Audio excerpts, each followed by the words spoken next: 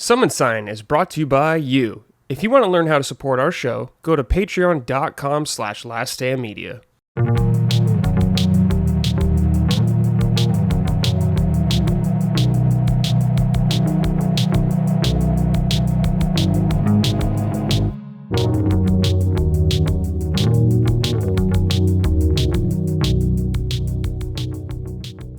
Hello everyone, welcome to episode 98 of Summon Sign, Last Stand Media's weekly in-depth game discussion podcast. I'm your host as always, Brad Ellison. Joining me, I have two fine humans today. First, we're going to start with Mr. Chris Raygun. That is his official last name. That's right.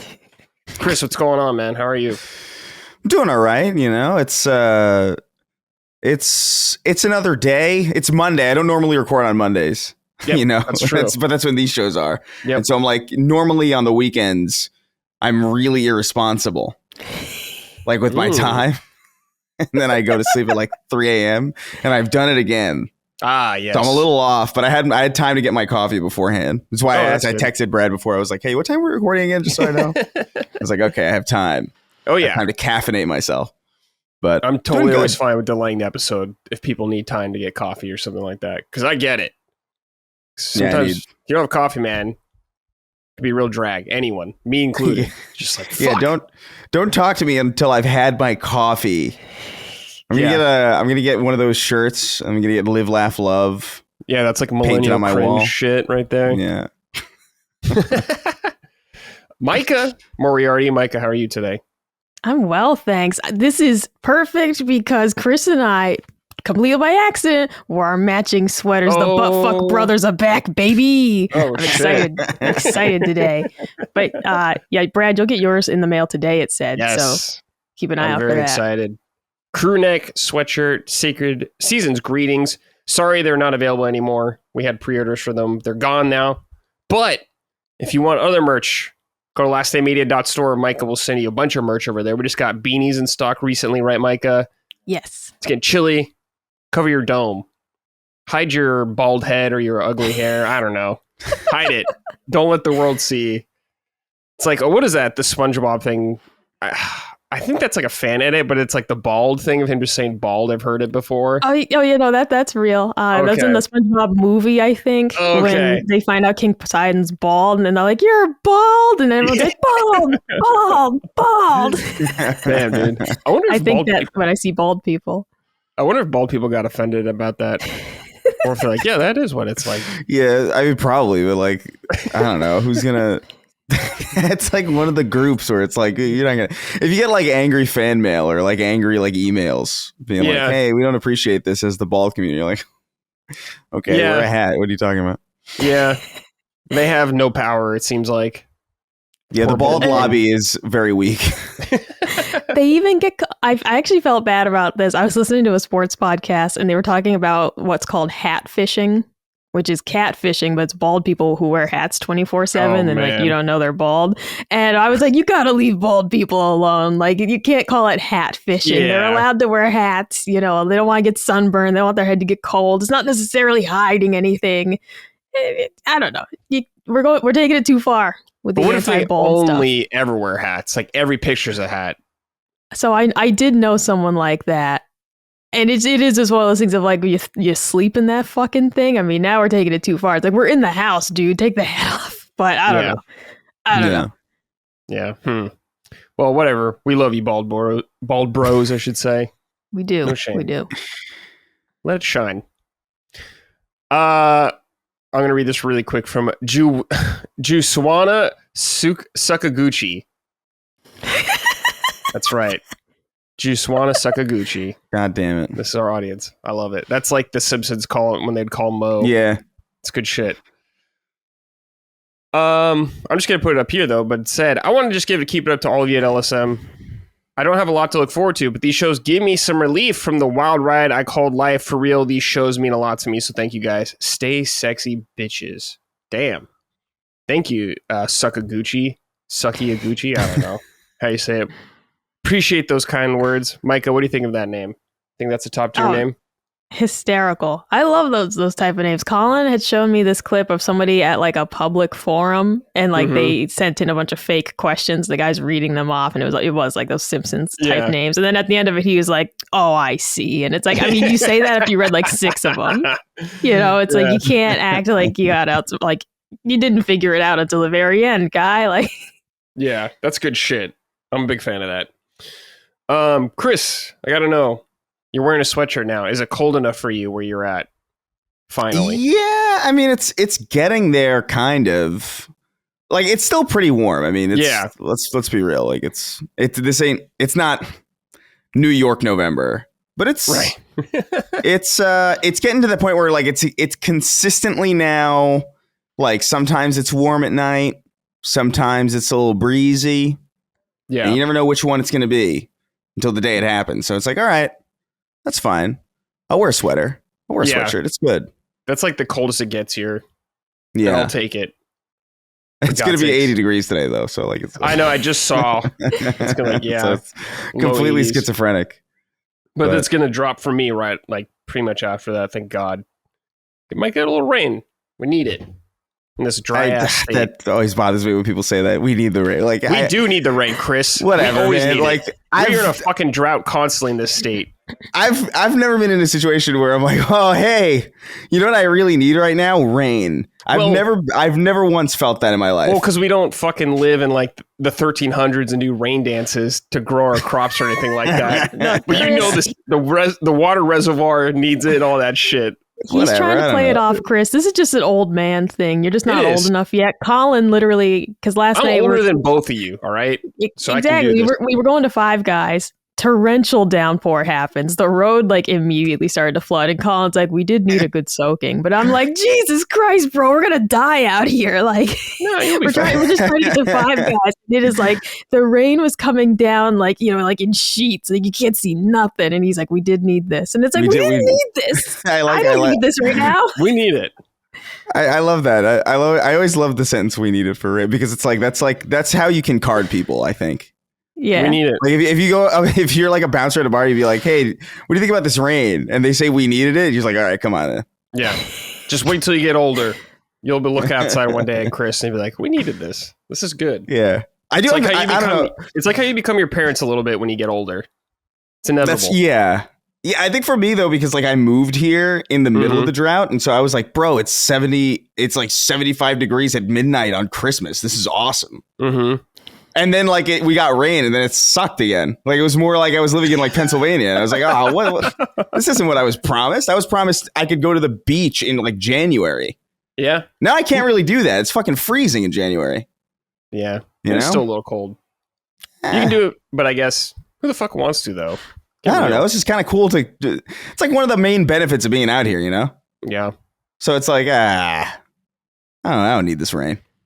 But like, what are you gonna do? Fucking go in the ocean for like 5 minutes and freeze your balls off? And just be like, wow, that was cool.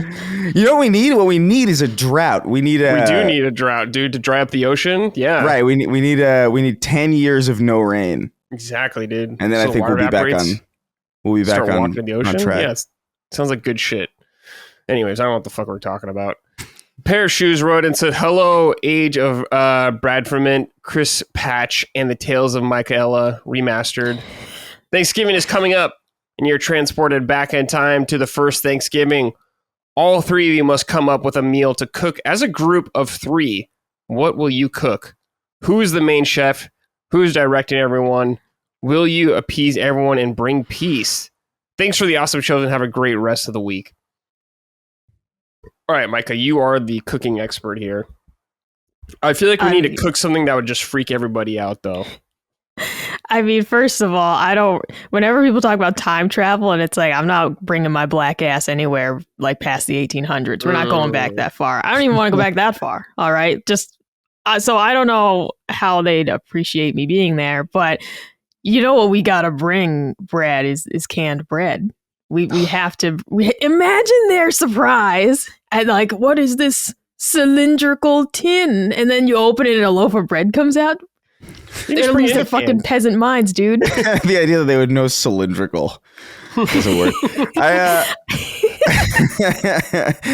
I don't know, man. This is kind of a hard. Like, I think I would cheat and I would brew something.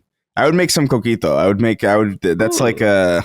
You're gonna be burned at the stake as a witch for that. No, man. Be like, what the fuck is this? No, they'll be so chill. They'll chase out. They'll be like, "Yo, why am I even trying to give you diseased blankets?" What was I thinking? I was out of my mind, man. I really needed to just chill with some of this, whatever this is. You know, that stuff is delicious. I've never seen anybody that's like. There's some alcohol, like people have it and they just get like belligerent. Yeah. Like moonshine. That's the one where it's like everybody's just chill. It's like this is a good time. It's a good buzz, yeah. And then maybe alter the course of history. Yeah. For the better. Maybe I don't know. Maybe for worse. What do you think about enchiladas? Bringing enchiladas. Oh, hell yeah, man. Okay. That's a good one. It's one of my favorites, dude. Who doesn't like enchiladas? Don't write in about it. I know some of you don't out there like it. Yeah, there's gonna be somebody being like, I don't like the texture. Yeah. Don't like the texture. God. They're so good. They're so good. Up. They're one of those foods that reheats really well too. Yeah. Yeah. It's an S tier. Man. We should make a Mexican food tier list. So we're doing Mexican Thanksgiving is the theme we're going with for the. Yeah, I guess so. Yeah. This thing. I mean, if you want to get nuts, we could bring like a Four Loko before they got nerfed into the ground or something like that. We can get real crazy. Pre-patch for Four Loko. Yeah, pre-patch Four Loko. Did you ever have those? No, I never. Insane. What I still honestly don't even know what they are. I just know of them in the same way that people know about like the Baba Yaga or something. Like yeah, exactly. It was like a local legend kind of thing. But it was basically a alcoholic drink with like an energy drink mixed in. Oh yeah, so I googled it. I googled what year Four Loko changed, and they changed the recipe in 2010 and 2011. Yeah, so I would have been 17 years old. So while some children may have already been into that, I definitely wasn't. I was too late to the party. Yeah, I was there. It was one of the most fucked up experiences I ever had, having like 2 of those in San Francisco. It was wild. Don't recommend it. Well, you can't even get it anymore. So I think they still make it, but it's like, who wants that patch bullshit? What? I wonder if someone has like a hack of like, if you take like a quarter cup of Red Bull and you mix it in a Four Loko, it's kind of like the original. Like, I wonder if there were some like Four Loko stands who were upset it's gone, and they figured out the right ratios of like, you take a Monster energy drink and you mix it with a Four Loko, and it's kind of like what it used to be. A Monster energy drink with some like tequila and fentanyl. That's what I think it would kind of be like nowadays. Coke. Yeah, the equivalent of it. So it was pretty wild. All right, so we're bringing enchiladas. Hopefully they don't burn Mike at the stake, or Chris, or any of us. Who knows? All right, Christopher, let's talk about what you've been playing. Dispatch. Let's start with this first. That was the wrong tab. I've heard a lot about this game. Yeah. And I don't like games like this. I don't like Telltale kind of games. But I know I've heard very good things about this. So what's so special about this one? Yeah, I don't know. Well, first of all, like, did you like any of those types of, like, did you like this first season of The Walking Dead or? No, I never played that, actually. I missed the boat on that. I played one episode of Game of Thrones from Telltale, and I was like, nah. I played Heavy Rain, and that game made me laugh a lot, but very funny. Maybe not for the other reasons. And I played Until Dawn with some friends, but otherwise I would never do it on my own. Right. Yeah, I mean, I don't know if this will work for you then. Like, but I will say, like, there is, so those games are primarily like the main gameplay component of them is dialogue choices and you know, the occasional kind of quick time. Yeah. This has some of that, but a lot more of the game than you would expect is like very different types of gameplay. So there's almost like a hacking kind of mini game that takes part of, I would say like maybe like 20%. It's very simple. It's like, it's not exactly like the BioShock pipes thing. It's not even remotely similar, but it's like that kind of like philosophy where it's like, okay, this is like a kind of like a one screen kind of thing. And you're kind of going in different directions and trying to figure stuff out, how to link certain things. There's like a weird stealth mechanic in it too that's kind of cool. Oh, wait, a stealth mechanic. Yeah, it's very weird. Like there's viruses that you kind of get close to, and if you get too close to them, they start to follow you, and you have to like find nodes of like electricity to like. Okay. It's interesting. It's nothing like crazy. Again, none of the gameplay in here is like particularly superb. It's just like it serves whatever the story is. But there's that element of the gameplay, and then there's the actual like dispatch gameplay, which is like more like resource management. You have a team of heroes, or more specifically, ex-villains that you're trying to rehabilitate. And they each have like different power sets and different like stats, and you can level them up and increase their stats or whatever. So like intelligence, charisma, strength, vigor, all these things. And what happens, you're basically at a terminal and you get a call like, oh, so-and-so needs a bodyguard escort. So you want to pick like somebody with high strength. And, there's like a little mini game that happens that, matches your success based on how well you've chosen your team. And sometimes you run out of people and you have to send somebody who's just not at all good for the job, and then they get fucked up. And it's kind of, it's a pretty simple game. Like it's literally one screen. It's very static. There's not a lot of, it's not animation intensive, at least like not the gameplay parts of it. But it's different enough from a lot of the other Telltale like games that I've played where I'm like, okay, there is something here, even if none of the gameplay is particularly like, I've never been like, whoa, I can't believe I just did that in gameplay. Right. It's never any of that, but it serves the story well. And that's really what it's more about. It is more about like the dialogue choices and the choices that you make in the actual, cut scenes, as it were. And it usually is, intro to the episode, morning dispatch shift. And that can have hacking, that might not. Then there's like a middle kind of story vignette. Then there's your afternoon shift. And then there's the ending vignette. And, choices happen in those vignettes primarily. How long is like a day usually? I don't really like. It feels about the length of like an episode of Invincible, honestly. Like each episode feels that way. And this is another thing too. It's like they're releasing these episodically, so I haven't finished it technically. There's like one more week, I think, of episodes, and they release 2 each week, which I think is actually pretty good. Yeah, it leaves you kind of satiated, but still wanting more. And that's kind of the thing about it is, I think the writing is particularly good. Now, that's not to say it's like perfect. There's definitely parts of it where I hear it and I'm like, I can kind of hear who wrote this, and I can like kind of hear like, there's something like I do cringe sometimes. It's like, oh, this character's trying to do this. This is that archetype. You're working with a team of like ex supervillains, so everybody kind of comes across like they're teenagers because they're just like not well behaved and they're just like kind of like being dicks for the sake of it. But that kind of eases up over time, like as you get to, as they start to like you and start to work as a unit. So like at first that did bother me because I was like, you're adults. But it kind of works for whatever it is. And even like the gameplay where like it feels, there's points. It never gets too overbearing, but like there's points where it starts to feel kind of monotonous, and then it ends. But like that almost like works to the benefit, because the story is like you're this ex-hero who's been basically put out of commission, and now he's got to work at the dispatch office. And so he's like at a terminal doing like kind of monotonous like dispatch work, and it kind of works weirdly enough. Yeah. But the thing that I've found that I like about it is that like I think the things that this game needs to get right, it really does, and that's characters. The main character specifically is like very well written, very well performed by Aaron Paul, Jesse from. Oh, really? That's funny. Yeah, Jesse from Breaking Bad. Charlie Moist Critical is in it. It's very weird. Oh yeah, it's weird. But it's cool. Like there's like romance options in it, and they're both the thing that I knew immediately was like when they gave you a choice between like the romance. Oh, like do you go on this date or do you go on this? And I was like, oh, I don't know. And I was like, oh, I'm having a hard time. And I was like, ooh, okay. So this is doing a good job, and how I kind of gauge it is that even though I leave every episode with like a nitpick here or there, it's like, oh, they use too much profanity here. It's like kind of trying to convince you that like this is a game for adults.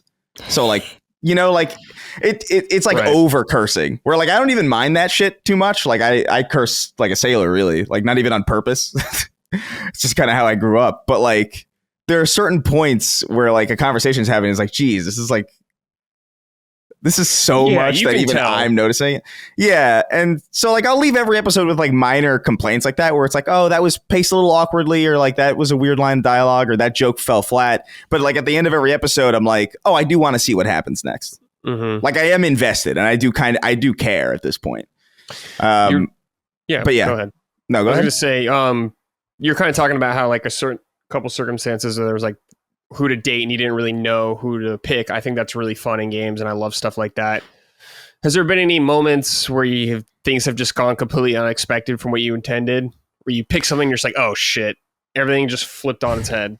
Or is it a little more subtle, I guess, in the States? It is more subtle. I don't know if I've ever felt like, oh shit, I really fucked that up. Yeah. It feels like you can more or less predict where things are going to go, and you can kind of like choose where you want the story to go, and it's never really that surprising, which like might sound like disappointing in some ways, but like again, I don't know how it ends. Maybe I've done something that is like catastrophic, but I just get the sense based on the animation quality of like the actual story vignettes, where it's like it's very high.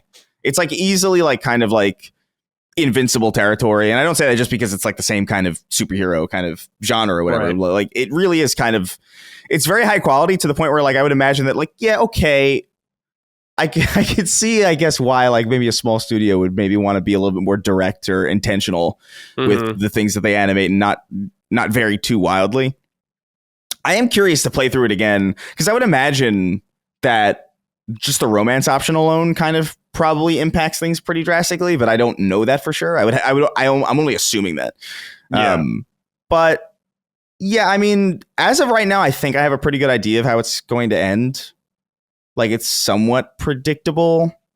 Sure. Although like something happened this last episode. Like I was like, oh shit, that I wasn't expecting that, and I care that it happened. That's good. Which is cool. Like it's just it's I'm very much like you though, but where like I don't really like Heavy Rain is hysterical to me. Like I don't like it's I don't know, man. Jason, it's insane. And I really did enjoy the first season of The Walking Dead. I thought it was like, oh, this is like a really interesting kind of this is really interesting. It's really well written. The characters are really, really fleshed out. That's stilted animation regarduless, it doesn't matter. And then I tried like I think season 2 or something, and I was like, I don't care. I don't care anymore. You care about little Clem?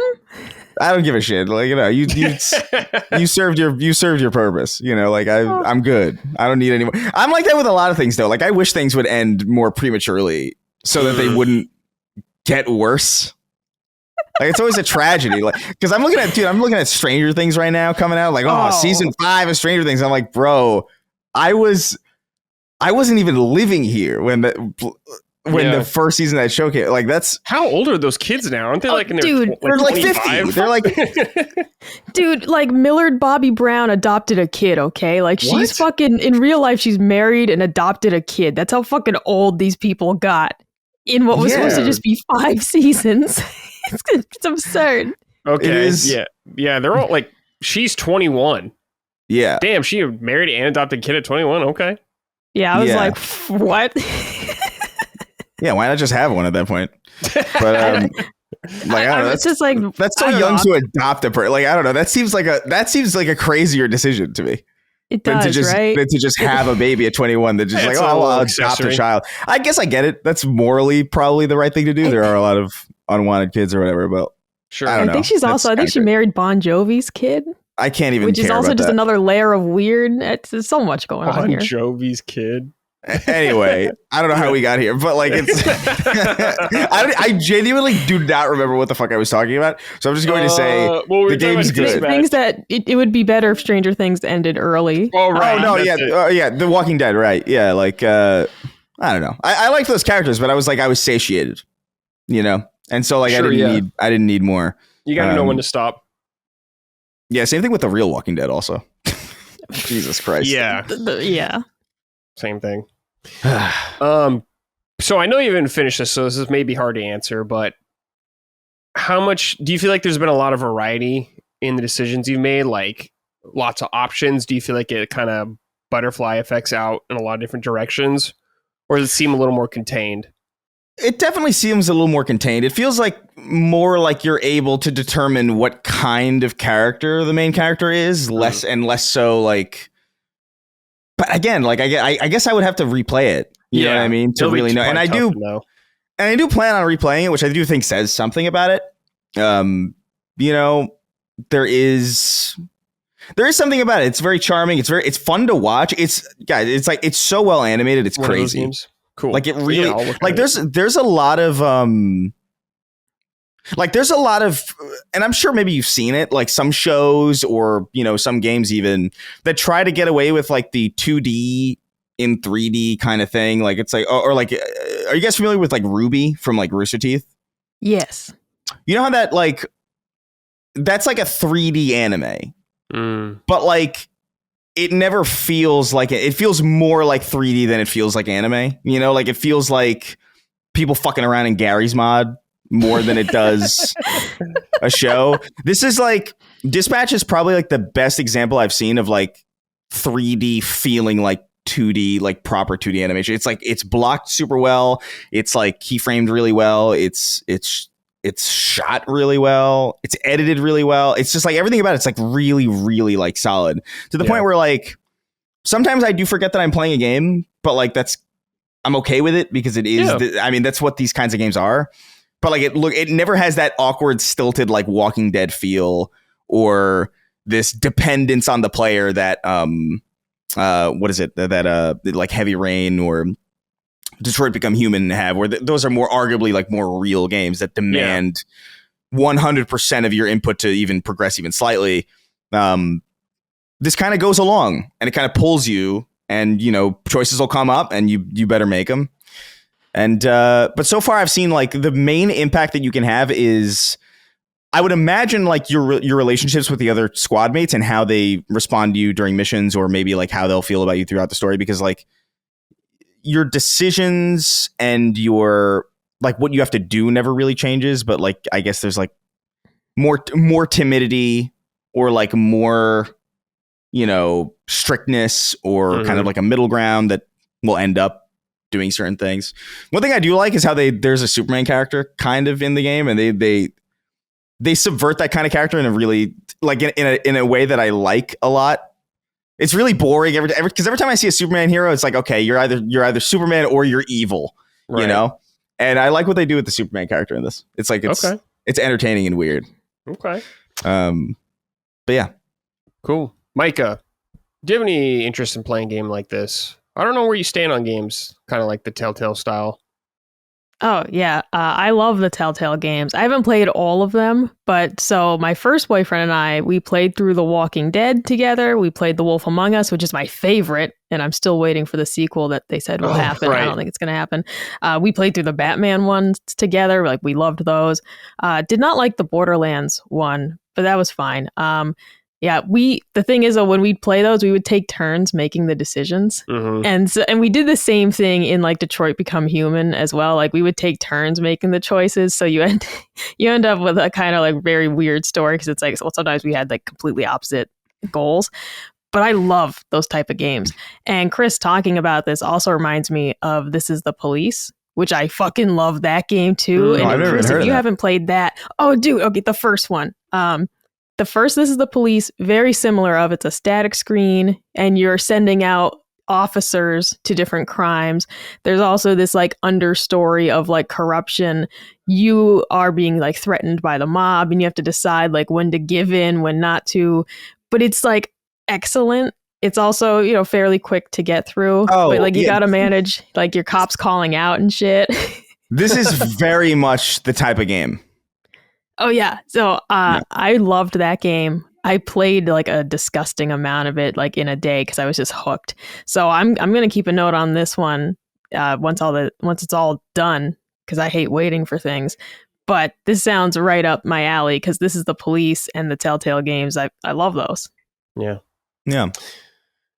Devin wrote in and said, Summoners, but Chris specifically, since he's playing Dispatch. What the hell is going on with games that are episodic, but also unfinished at launch?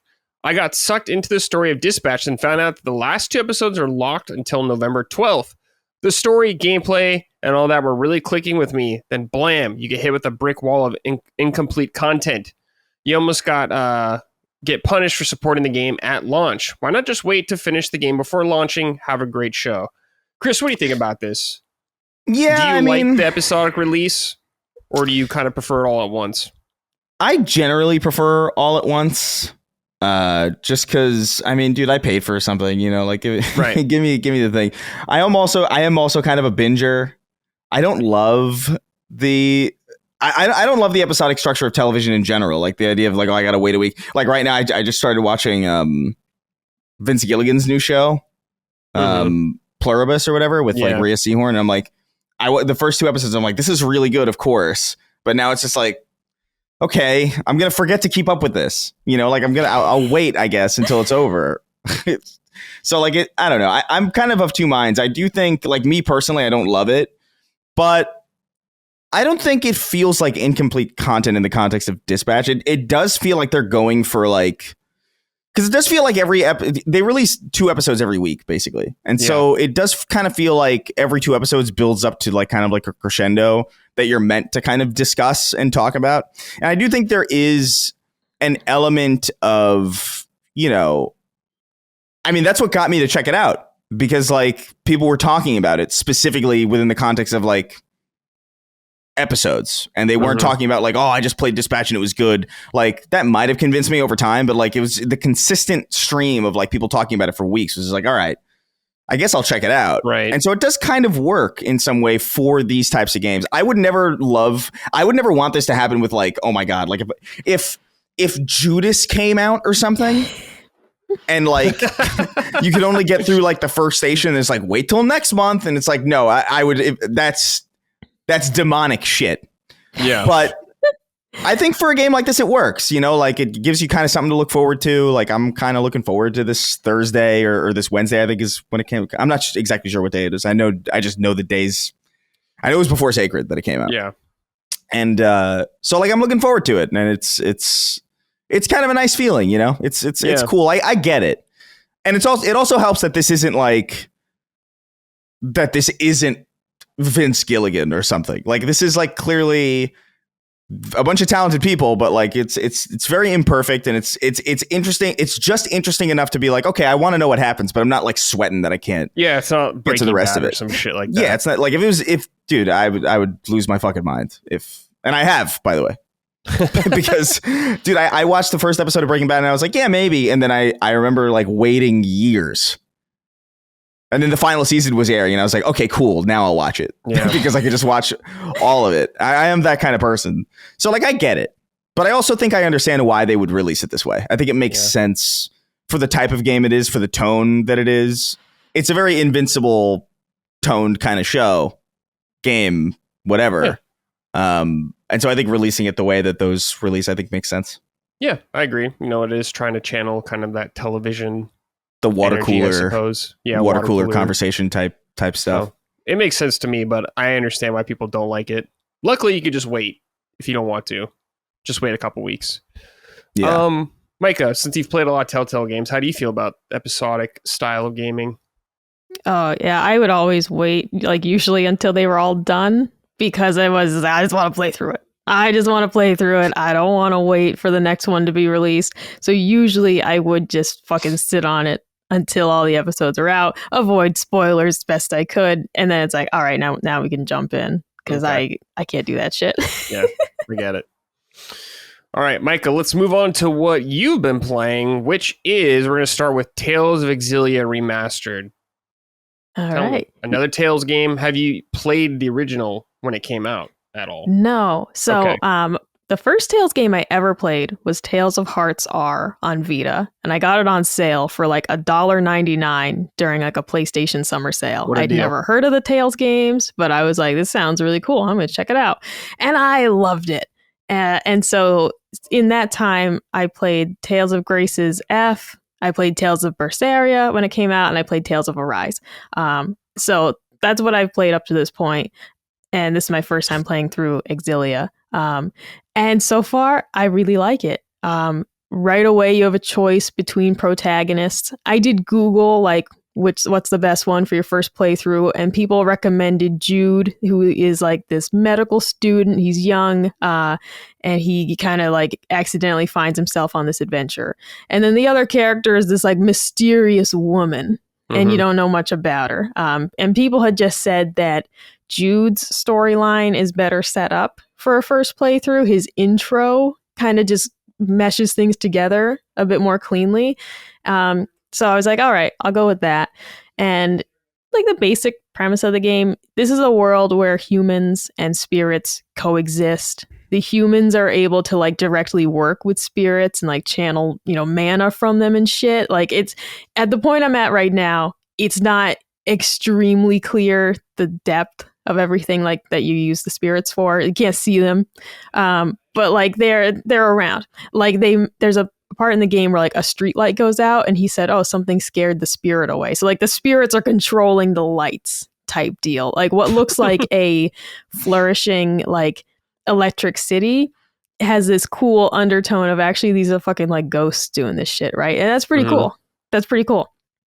So I like that premise a lot. I like this idea that the spirits, the spirit world is like in the human world. It's not like a separate kind of thing. Like, and they kind of coexist. And they seem to have this mutually beneficial relationship in some way.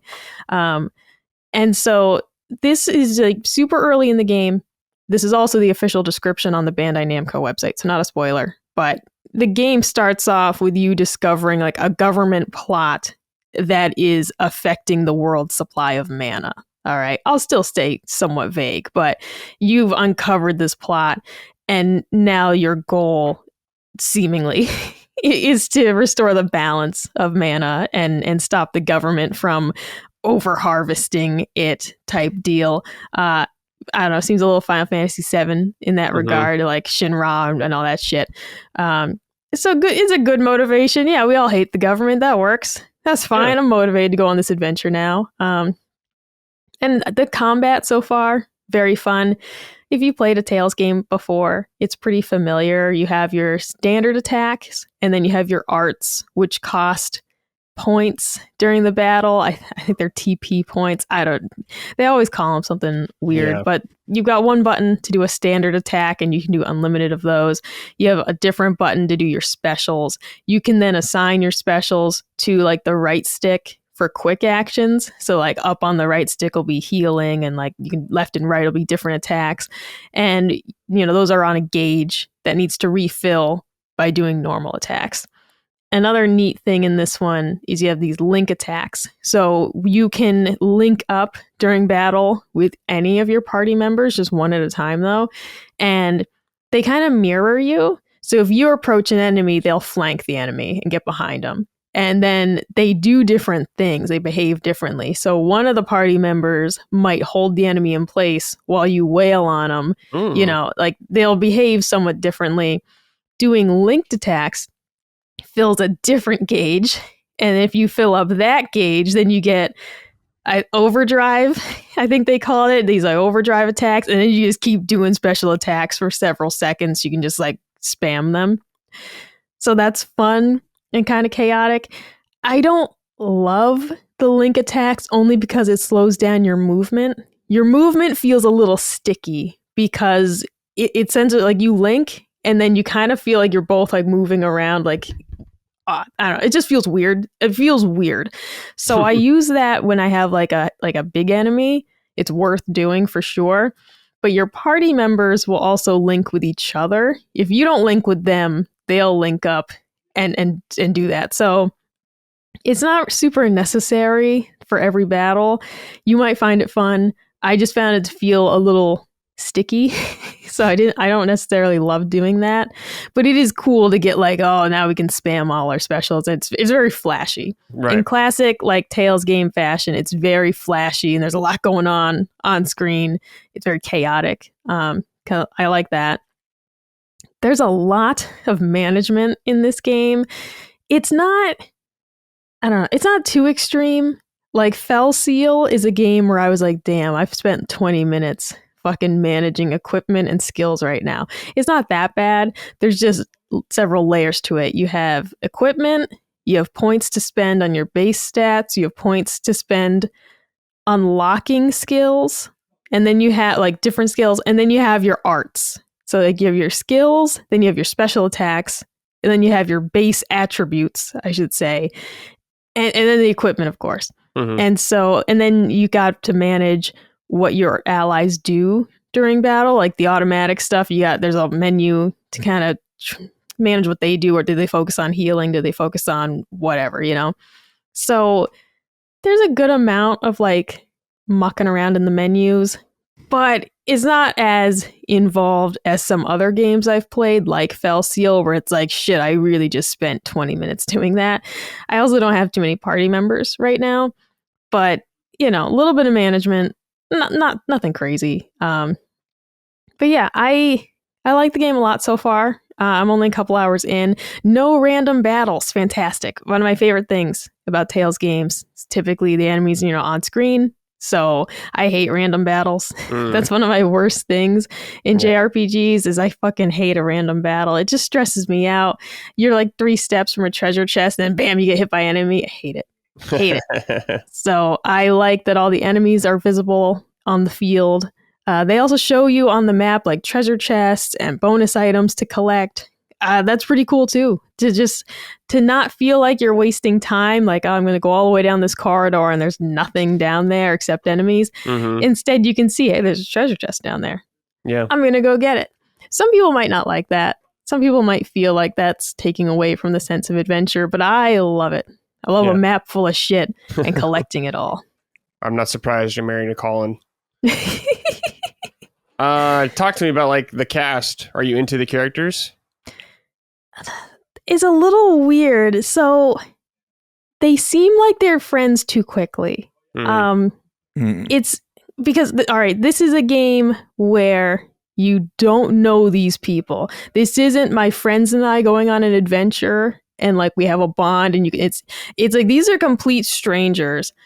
And like I've known this dude for 10 minutes and he's already calling me buddy and like putting an arm on my shoulder and I'm like, don't touch me. It feels a little weird in that regard. I'll also say the voice acting is not very good. I am using the English voice acting just because there's so much talking. I don't want to read it all, but it's like, it's not very good. And then on top of that, I'm like, bro, you don't know me. I met you 10 minutes ago and you're like chumming up to me.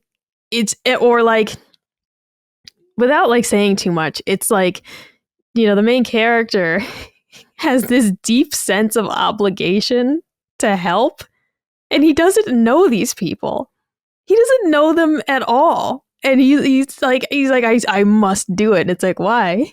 Yeah, you don't fucking know this person at all. We just met not an hour ago, and now you're like, we must finish this. It's like, it just feels weird in the sense that it's like, I don't feel like there's a reason for us to be so buddy-buddy yet. It doesn't feel like a natural progression of the relationship. It feels oddly forced in these early hours. I hope that I really like the Tales games. Typically, they do a great job of like showing the bonds between your party members, and you do like, oh man, I really care about them now. Right now, I'm just like, this is weird. It feels weird. It feels like we're trying to be friends, and it's kind of odd. Okay. Nick wrote and said, hey, or hello, y'all. When Micah's playing Tales of Xillia, or any Tales game, does she plays one character for most of the game, or switch it up? My favorite part of Tales series is the ability to have direct control over any party member. Yeah, I usually play as the same person the whole time. It is... So when I first started playing Tales games, I thought, oh, wow, it's really cool. The problem, though, is that just not all of them feel as fun to play as. Like, I always want to play as the magic users, but they're not very fun. Like, playing the magic user is just not great. Like, you just run around and stand still, try not to get hit so your spell doesn't get interrupted. It's just not as fun as bashing people. So I always want to be like, oh, dude, I'm going to be the fucking wizard guy. And then you play as the wizard guy and it kind of sucks. and it's cool to switch between characters, but the characters who use, like weapons typically feel very similar.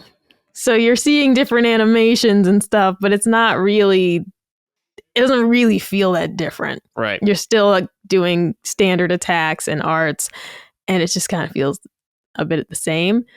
So I don't change it up too much. I usually just stick with the main character. Sometimes I will switch around though who I'm running around as. Like when I played Tales of Arise, I loved the girl with the owl. I think her name was like Rinwell. She had this owl, and it was just very cute, named Hootle, and I loved him. And I would usually run around the map as her, but then when the battle started, I would switch back to my main guy. Yeah. Neo GAD wrote and said, Micah, I've only played Tales of Arise, which I enjoyed. How does Xillia compare? Should I give it a shot? Yeah, if you liked Arise, I'd say to try this out. I think the story of Arise started out much stronger. So, like, this is the early story here just feels kind of weird.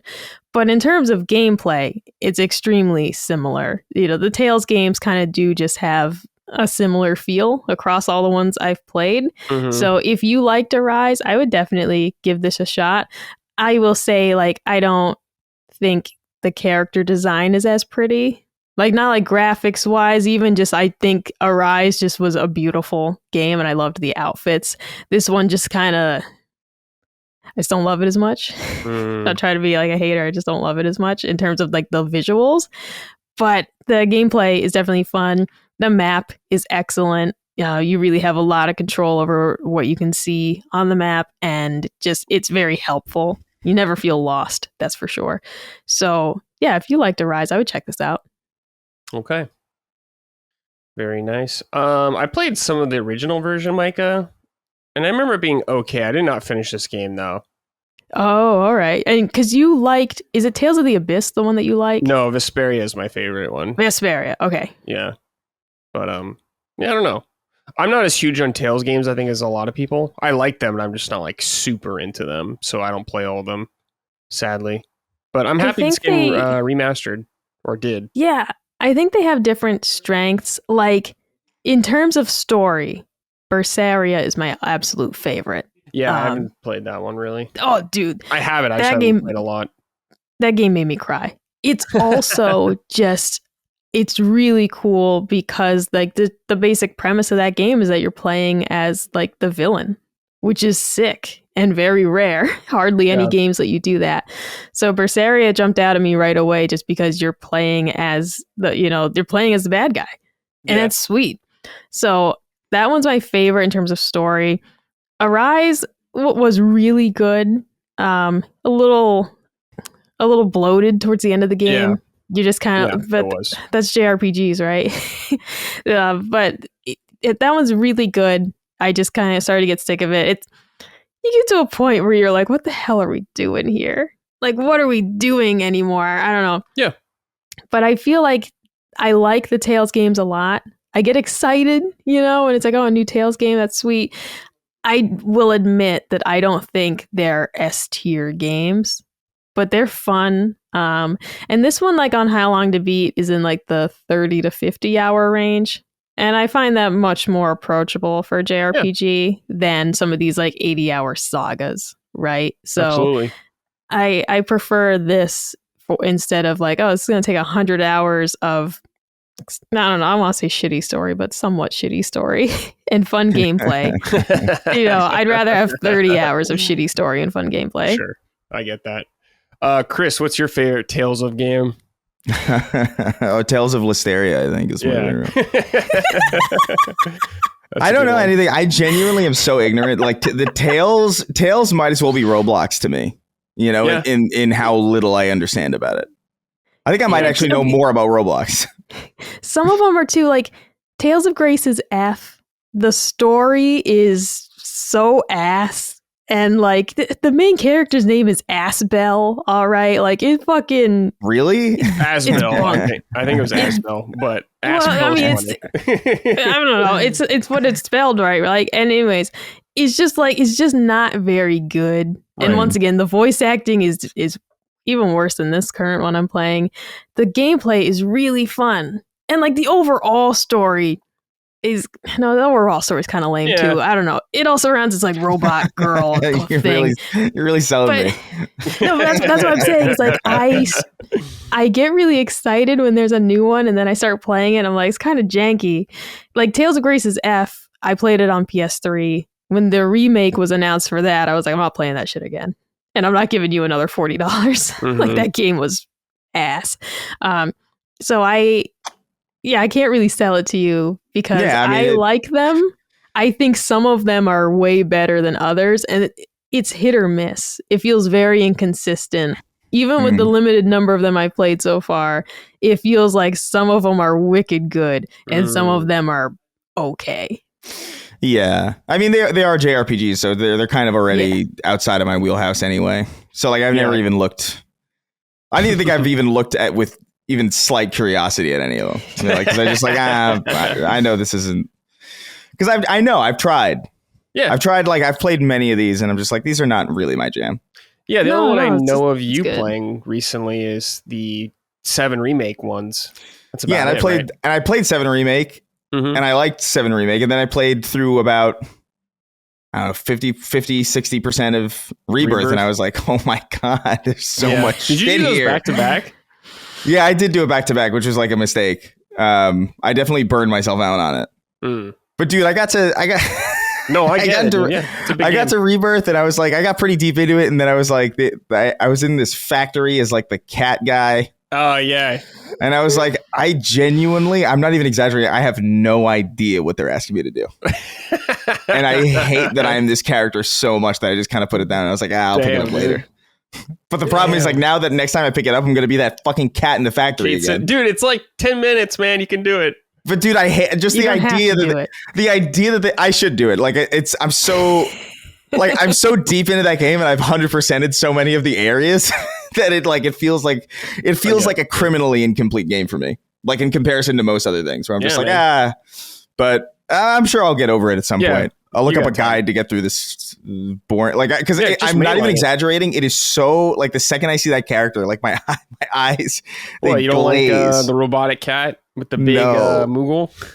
It's, dude, one of my favorite things about Dragon Ball Z is, like, they had those extra holdover cute characters from Dragon Ball, and they were immediately like, you're gonna go in the background, launched into the sun. You're not gonna be. Yeah, the little cat. Yeah, you're like Korin or Pura or whatever. Tower forever. Yeah, we're not going to have you involved. What about Majin Buu, though? The fat Majin Buu. That was pretty egregious, but he was a villain, so I was okay with it. Okay. Because their goal was to kill him. So I was like, okay, kill him. If your goal is to kill Cade Sith. Okay. They did sideline Chaozu, so yeah, you're right there. Oh, yeah. Chaozu. Best to see. I unironically think that's one of the main reasons why that show is as big as it is over here. I think it's because, like, this dude, it turns me off so quickly when there's a cute fucking thing. Yeah. Like meanwhile there's like, I don't know, a lot of anime is weird because, like, there's this, like, here's a cute thing, but then also here's Hitler or something like very serious or dire. And I'm like, I don't know if these work really well. That's the Dragon Ball movie, dude, where Hitler gets resurrected. That's right. And Gotenks fights him. Yeah, that's right. The original. Yeah, it was a Hitler character in the original Dragon Ball. Oh God! All right. He was the leader of the Red Ribbon Army. Oh no! There's like a movie where they actually like resurrect Hitler. It's Yojimbo, I think, or whatever. And Gotenks fights him. They do like the little ghost things that explode. Yeah, he's not making this up. No, yeah, I'm not making this up. This is real. It's good shit. Wow. Yeah, you're right. Puar got sidelined big time. Oolong sidelined. What you're describing perfectly is Xenoblade Chronicles 2 has this character that's supposed to be like comic relief. But it is so inappropriately placed. It'll literally, like, no spoilers. I'm just giving like a generalized example. Someone just graphically died. And this guy will be like, man, I'm hungry. How about some cake? And it's like, bro, like, this is so fucked right now. And this guy, like, they don't let the moment, like, breathe barely. And this little, like, and he's adorable. He's this, like, tubby little, like, round guy. And he's just like, how about we have some food? And it's like, what the fuck, man? Like, I just observed a death. Mm-hmm. Yeah, there's a lot of like it's weird. Yeah, there's a lot of like Anne Frank hanging out with a Pikmin kind of like juxtaposition going on with a lot of these. Like I don't know if Anne Frank should be around a Pikmin really. The Hitler character. Oh yeah, there he is. I think it just says Adolf Hitler for it is, yeah. That thumbnail is awesome. Yeah, dude. He's doing the little salute and everything. Yeah. God, what a Adolf Hitler when he sees Goten and Trunks as Super Saiyans. Like that's a canon that canonically happens. It's so fucking sick, dude. Oh God. Dragon Ball's the best, dude. God bless. Yeah, thank you, Dragon Ball. Thanks for making our lives better. All right, guys, let's just move on to our next game, which is what I've been playing a little bit of, which is Hyrule Warriors Age of Imprisonment. This is a Musou game. If you don't know what that is, it's the Dynasty Warriors style type of games. They do every IP, it seems like. They've done a Musou game. Persona 5 Strikers is one that Micah likes a lot. And unfortunately for me, I don't like these games very much. I liked Dynasty Warriors 2 back in the day, and I thought it was cool, but they've made a million of these types of games, and I find them very boring very quickly. They are super repetitive for me, but I know people like them. The problem is, for me especially, is they do every IP I like, and it really annoys me. This is the third Zelda one, or fourth maybe. They do One Piece, they've done Gundam, they've done a ton of shit that I really like, and I just do not care for these games. However, they keep getting me with shit like this. Now, we had Hyrule Warriors Age of Calamity a few years ago. That was a kind of a prequel to Breath of the Wild, sort of, and that story's bullshit. I'll just say that. If you've played the game, you know what I'm talking about. It's fucking bullshit, and it made me furious. But now we got another game that takes place during the events of Tears of the Kingdom when Zelda's in the past. So we see some of that in the game. If you've played the game, you'll see some of it, but this really fleshes out all of that kind of stuff when Zelda was in the past, which is actually a really cool idea, I think, because we don't get to see a lot of this big war they talk about in the game. But now we actually get to play it, and I think that's a really cool idea. And right away, I'm surprised with this game is there's a lot of cutscenes, like more than a normal Zelda game. And I'm like, whoa, this is crazy. I'm not used to this much, like them fleshing out a narrative, because I love the Zelda stories. They are not in depth and they're very frustrating to me a lot of times. Just look at the Zelda timeline. It's fucking a shit show. So you can understand that. So it's foolish for me to even care about it. But I'm happy with how much effort they've put into kind of conveying these characters and fleshing out the world. I think that's all really cool.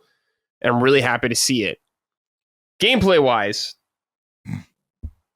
it's another Musou, man. You're running around chopping up. I just chopped up like 1,000 Gerudos in the last thing I did. Just killed like 1,000 women. That's it. Kind of based, I guess. That's crazy. But it's interesting because Musou games do implement some elements from like IPs they're taken from. Like I'm sure, Micah, when you played Persona 5 Strikers, I haven't played it, but I'm sure they kind of have some elements from the turn-based stuff in there in the gameplay as well. So they have done that here as well. Like one thing is in Tears of the Kingdom, these zone eye pieces you collect to like build shit. Like Chris, I know you played some of it, so you know your rockets and your flamethrowers, all that kind of stuff. You can use some of these things, and I like in battle, like you can have the flamethrower and you can just kind of equip it at any time you want and burn a bunch of dudes. There is the rocket boost you can use to just kind of blast around, and while you use these, like Tears of the Kingdom, it kind of drains your battery, which is kind of a fun way to incorporate a system from that game. But like the real highlight to these games is getting to play as a bunch of these characters that are in the games you usually don't get to play as. Like, I don't think Link is in the game at all. There is a character that is a robot Link, essentially, super early on. So they're like, just fuck it. We'll just make a robot version of Link. So there you go. But you get to actually play as Zelda, cast a bunch of fun spells. Rauru, that like furry king. Why is the first king of Hyrule furry? I don't even understand why they do that. I hate it so much. Yeah. Is Hot Ganon there? Where's Hot he? Ganon is in the game. I believe he's probably playable. Yeah, I mean, the whole game is about going to war with him, pretty much. I just mean, like, do you get to see him often? Yeah, I've gotten to see him quite a few times sitting on his throne and shit, so... Don't nod your head, Chris. If you saw the thirst trap pictures Nintendo was sharing on Twitter, you'd understand. He's not the hottest Ganon, though. We know that's Wind Waker Ganon. I just got to put that out there. Yeah, Chris. It's important. Yeah. But yeah, it's like this. So far, it's the standard Muso shit: run around, clear out some guards, a boss at the end. It's fine. There's co-op, which is actually a cool addition, or it's not an addition, but it's a nice feature, I should say. Being able to co-op with your pals in a crazy Muso game is a good idea. I haven't done it, but it is there for local co-op, which I'm always a fan of. Surprisingly, well, not surprisingly, thankfully, the game seems to run at a good frame rate. Because man, the last Zelda Muso game was like dog shit in the frame rate department. It's awful. Awful. This one seems like a mostly stable 60 the whole way, which is good. It looks kind of like Tears of the Kingdom on Switch, which is good for the most part, so it's running acceptably. Visually, it's not like blowing me away or anything, but I'd rather it run nicely than like have crazy visuals. So that's really good, especially for a game like this where you're chopping down thousands of people in a battle. Super important.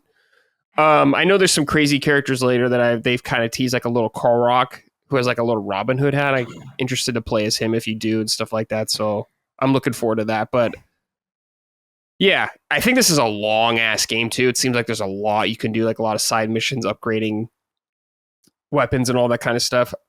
I will definitely try to finish at least the main story campaign because that's why I'm here. I don't really care about 100%ing and leveling everyone up. But if you're into that kind of stuff, it seems to be here in spades. But for me, I'm good on that. So hopefully the story doesn't make me furious at the end like the last one does. But I guess we'll fucking see. Chris, do you like Muso games at all? Not enough to go out and buy them. Like I'm kind of like, I remember playing them at friends' houses and being like, yeah, this is fun. But I'm not like, I remember distinct feelings when I was like a kid going over to a friend's place, playing a game that they had and being like, I want this game. Yeah. Like I want this game at home. And while I had fun with these types of games at friends' houses, I never felt like I wanted it. It's the same kind of feeling that I get when, honestly, I felt the same way about Smash Brothers, you know, because I always felt like, because it's like, I like Smash Brothers a lot, but like I would only like it in the context of playing it with other people anyway. I get that. So like, what do I need to have it for? So like, it's, I don't know. It was everybody else had it anyway. So it's very much like that. Whereas like, I think I played a Dynasty Warriors game or like a handful of them many, many years ago, probably like in the early, like 2002, 2003, something like that. And they were fun, but I could tell like, I don't know how much this would hold my attention really if it was just me at home doing this of my own volition. Yeah. You know, I get that. So I never got super into them. Yeah. I loved the second one when I played it when it came out because it was the first one I ever played. And I was like, whoa, I've never played a game like this where you're kind of like fighting on a battlefield with all these soldiers. But I don't know. That's cool. Like for me, that was really sick for one game. Then after that, it's just like, all right. Yeah, it's like a novelty that wears off kind of quick. Yeah. Micah, where do you stand on Muso games like this? Do you enjoy them or have you even tried any? Yeah, I remember like trying a Dynasty Warriors game once back in the day and just not really getting it. Just thinking like I don't understand the appeal here. And then Persona 5 Strikers is the first one I actually played all the way through. I love Persona 5 so much that like you, Brad, I'm like, this is the one where they're going to get me. I have to try it. Mm-hmm. And they did implement the Persona 5, like, first of all, the story is incredible. It's actually a really good companion story. And then they did integrate the Persona gameplay very well into the Muso like style. Because I said to myself, I don't really know how you add this on. How do you kind of add in these turn-based, elemental attacks and all that in here? How's this work? And it's flawless. It truly is a wonderful game. If you're a Persona 5 fan and not a Muso fan, I definitely recommend checking out Strikers because the story is super good. And then the gameplay did get me. I really enjoyed it the whole way through. But otherwise, there has not yet been another Muso where I'm like, oh, I simply must try that. You know how I feel about Raru and all that. I don't. They freak me out, the sheep people. No, I get it too. Yeah, it pisses me off. I'm like, why are we doing this, Nintendo? They're so strange. They're so strange looking. Yeah. I don't even want to play Tears of the Kingdom or whatever. Like I'm gonna check out Breath of the Wild. I did buy that, and I'm gonna check it out on Switch 2 and just try again, see if it clicks with me. Sure. But I genuinely never want to play Tears of the Kingdom. I don't want to interact with these sheep things. Sure, I get it. Matthias Lutz Romos run and said, "Hello, Brad. How does Age of Imprisonment compare to the other Hyrule Warriors games? Also, is it necessary to play Age of Calamity for Age of Imprisonment? Thank you for your great work and have a wonderful end of the year." No, it is not required at all to play the first or Age of a Calamity to enjoy this game. So I would play Tears of the Kingdom before I play this. I don't know how this is going to end or whatnot, but it definitely fills in the gaps for that game, and you'll get more out of it if you do. So that I'd recommend. Chris, what IP do they need to make a Warriors game for you to try?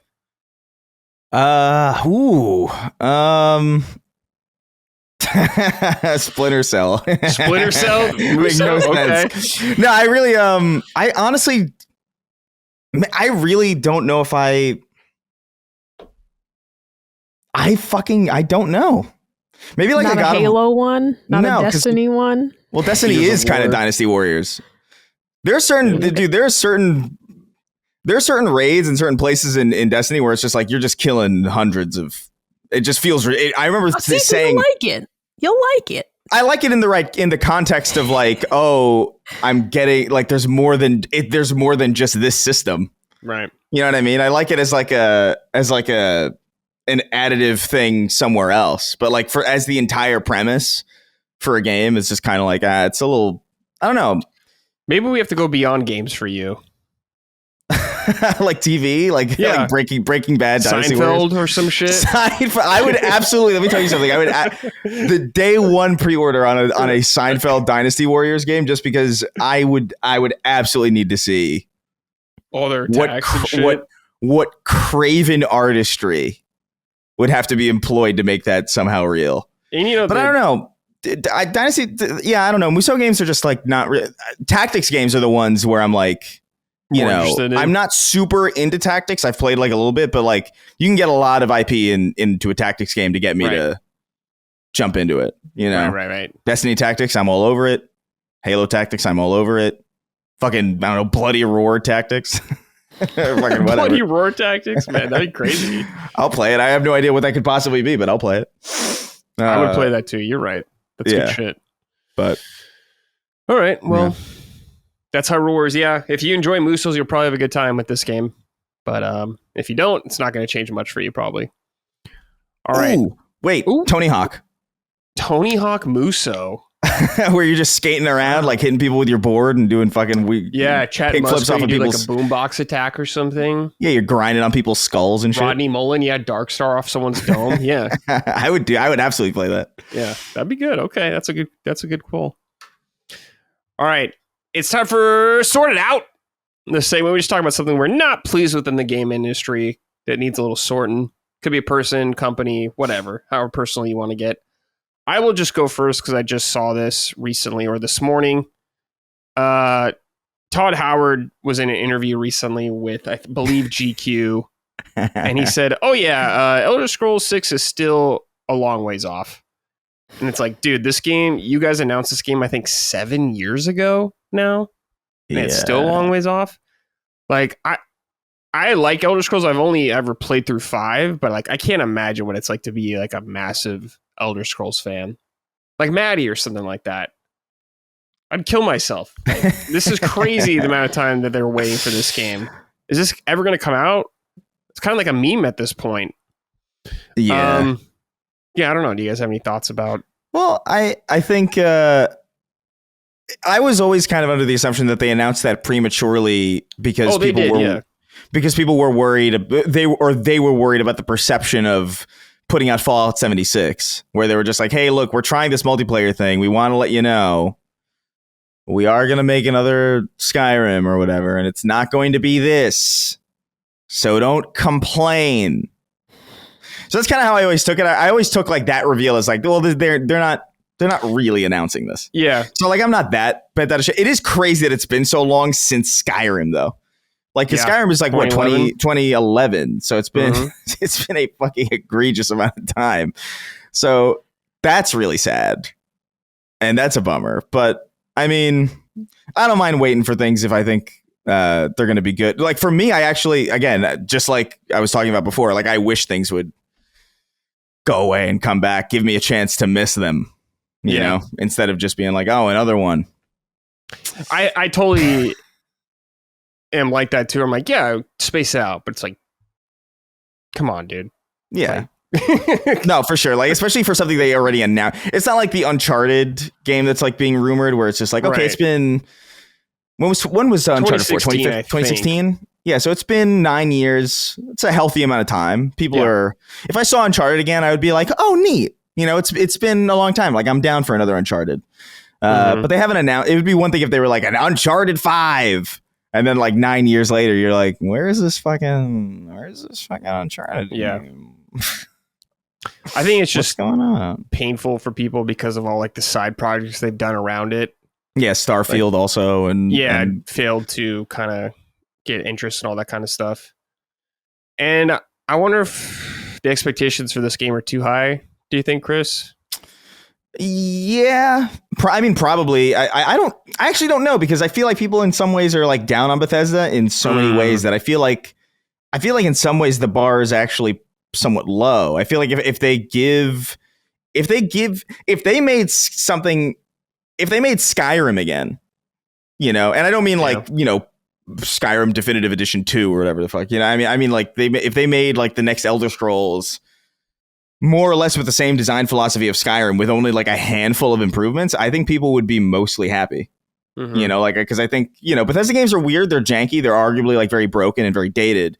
But I do think there is like I don't know. There's like an element of that like, they're the only people doing it like that. For sure, they're charming in a way that like I don't like, because I'm not even really that big of a Bethesda guy. Like I mean, I like them reasonably enough, but I'm always like transfixed by them whenever I play them. Like, even still, where I'm just like, yeah, there's something about this, and that it's a little uncanny, and it's like a little weird, and the fact that like, yeah, you click on something and it just disappears into your inventory, and there's no animation for you opening a door, and like, I don't know. There's something about it that like is kind of, I appreciate it, because I've seen the other direction where like there's so many, dude. I have such weird pet peeves with video games, but like, I love in Half-Life where like if you press a button, nothing happens. You know what I mean?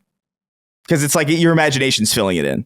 Yeah. And I hate like in modern first-person shooters, and it's like, oh, time to press a button, and then it's like it immediately locks you into this first-person cutscene of your highly detailed hand mocapped and pressing the button. It's like the audience has to know how this happened canonically. And it's like, I don't give a shit. Yeah. So I don't know. I think Elder Scrolls 6 can go one of two ways. It can either really, really disappoint people, or I think people are going to be pretty happy with it. I don't think it's going to be like this middling thing. Based off the recent track record, I feel like it's going to be more like, yeah, it's good kind of thing like that. I think maybe when it comes out, I'll be really hyped, but in like 6 months after it comes out, I hope this is not the case. I really do. I just feel like they get lapped all the time by other devs now in RPGs. So they're not like top in class anymore, in my opinion, which is sad. Oh yeah. Hopefully, I mean, it's so funny that people. It's funny that people say that, because like they were never top in class to me. Yeah, like, I remember playing like Oblivion a little bit when I was a kid, and I was like, yo, this plays like dick, dude. This feels like this is gross. I appreciate it now, like looking back on it. I guess top in class and like setting and world building and immersion like that, like being in this space and giving you kind of the freedom to explore and all that. I guess that's the best thing about those games. Yeah, really, is like the atmosphere of it. Even Starfield, I really dig Starfield in a lot of ways. Like it's definitely like fucked in like there's too many loading screens and all these things. But like I like touching down on a planet and it's like empty and there's like a vibe to it. It's cool. It's not something that I would be like, oh, go pay $80 so you can experience this empty planet. But there is like there's something there. There's like they know charm. Yes, they do. And I think, you know, as long as if it's in the world of Tamriel or whatever, and if it's in that world, I think they've got more or less a layup. They just have to. They just have to improve. But dude, how many layups have been fuck, I don't know, whatever. There's a lot of things there's a lot of things in my mind that I think are obvious layups that like for some reason they do. Oh, we fucked it up somehow. Hey, the Master Chief Collection's been broken for 7 years. We just fixed it. It's like, okay, cool. That's true. It only took 7 years.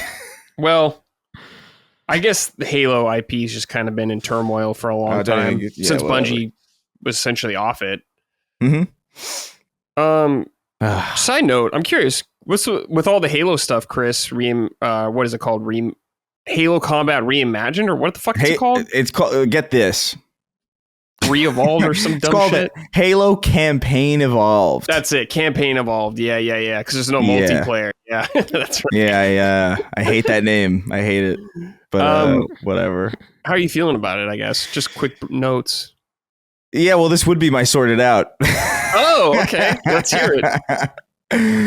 Yeah, like, dude, I don't know. I don't want to be negative because ultimately, like, I don't think I've seen anything of it that looks particularly egregious to me. Like, it all looks fine. Like, it looks okay. Combat Evolved in Unreal Engine. The cutscenes look cool. It looks pretty. They're adding some stuff to it that I think is actually probably okay. I know I have strong opinions about Sprint, but that's more about multiplayer stuff. So if it's not in multi, like, I don't care that much. I could just like not do it. But here's the cycle that it goes, right? So Halo Combat Evolved comes out. It's amazing. Everybody loves it. Spawns this beloved IP. They hand the IP over to another studio, 343, and then 343 is like, "Oh, how do we figure out our aptitude for this IP? I know. Let's redo Combat Evolved." They did this with Combat Evolved Anniversary in 2011. And they used a bunch of Reach assets, so it looks ugly as fuck. It's the ugliest thing ever. But it's a modern way to play like HD original graphics Combat Evolved because you just toggle the graphics. Like, okay, fine. Sure. Whatever. Little lame, but fine. And I think Combat Evolved Anniversary came with like a Reach map pack too. So it was like, this is a very weird project. And so from then on, they just fumble Halo until they have to change their name. they go from 343 Industries to Halo Studios. They fuck up so many times. They're like, we're not him anymore. We're Bill now. That was Jim. And we're Bill now. How do we figure out how we're going to handle this IP? Oh, I know. Let's make Combat Evolved again. I feel like I'm stuck in this hell cycle. And by the way, it's the same situation as before. Like, whereas like, it's not exactly because, and we'll get into the detail, but like, oh, 343 is like, okay, we're going to redo Combat Evolved. We only have Reach assets. Let's use Reach assets. Oh, we're redoing Combat Evolved in Unreal Engine. We've only got Halo Infinite assets. Let's reuse Halo Infinite assets. You know, it just feels like, what are we doing? And I know that they've redone. I know that they've made some bespoke stuff, and maybe some of this stuff is placeholder or whatever. But like, it just like, I don't know, man. Yeah, I'm more curious about like seeing it on PlayStation. That's going to be surreal, and I think it's cool. And I think, by the way, I think it's going to be a good game. I think they're going to do a lot of cool shit with it. They already all the stuff that they talked about doing with it. I think is cool. Redoing the cutscenes, refocusing on the horror of the flood in that first game. I think they're going to do cool shit. So it's not necessarily that I think it's going to be bad. It's just like, it's just so disappointing that this has been the trajectory for this IP for so long, where like, it's been 15 years since they've had the IP, and they just don't know what to do. Every game is a retcon of the previous game, and like no one knows how to continue from it. So they just, here's Halo 2 Anniversary, and here's the collection, which by the way is broken for 7 years. And then, here's Unreal Engine. And it's just like, I don't know. It just kind of feels like they just don't know what the fuck to do, which is crazy because they were shown what to do. Because Bungie was like, hey, we did the Chief thing. Yeah. Here's ODST, here's Reach. Just to show that you can do other things that don't involve these characters. Halo Wars even 343 was off to a decent start with that, I think. Focusing on other characters in other parts of the world. And then the second they got the IP, they were like, we don't know what to do. Go get Chief again. Yeah. And then the next game is like, I get Chief again. And then like Infinite, it's like, I get Chief again. And it's like, stop. There's other things you can do. So I don't know. From that perspective, I'm just kind of I'm bummed to see a game that I've already seen remastered once, remastered again. This will be like I think the fourth time Combat Evolved has been brought forward in some way. Yeah, it's like The Last of Us. It's their version. Yeah, it is. But like the one thing I will say about Combat Evolved is the weakest is probably maybe the wrong word, but it is the one that can stand the most improvement. Yeah. Like you can improve more about Combat Evolved without fucking it up, in my opinion, than you can with like, if you fix any part of 2, people are going to be like, you broke it by fixing it. And I would feel that way too. It's like, oh, you fixed the button glitches? Why? That's fun. So like, I think Combat Evolved is like one of those things where it's like, you could fix this up and you can polish this up and give it like that cinematic flair and actually heighten it and improve upon it. I think it's possible. But if their goal from here on out is to, Halo 2 campaign evolved or Halo 3 campaign evolved. If that's your goal with this, good fucking luck. good luck throwing Sprint into the middle of Halo 2. Good luck. Have a blast with that. They got to be doing another thing though as well, right? It can't just be these games. They have to be doing the next mainline one with multiplayer, I guess. Well, that's kind of the thing that I'm thinking, like, where I'm wondering if they fucked up the story so bad so many times. And by the way, any of these stories would have been fine on their own. But the fact that they just completely abandoned people didn't react lovingly towards that one. Let's abandon it entirely. So there's just no cohesion at all. Like the every 343 game feels like a reset. And so like, I'm curious about like whether or not they're just going to rest on the original trilogy and then be like, we're not doing story anymore. We're just going to make a multiplayer game. And that'll be Halo for now. It'll be our multiplayer suite. And the old campaigns will be like the story. Yeah, for like the next 10 years, that'll be their plan. Yeah, because clearly they just, I don't know, man. They can't get a handle on both of them. They always seem to get a handle on one or two of them. You know what I mean? Halo 4, like the story was more well received. The multiplayer was ass. It was buns. It was diarrhea, dookie water, man. It was bad, dude. Anybody who tries to tell you Halo 4 was good, like they only played the story and don't care.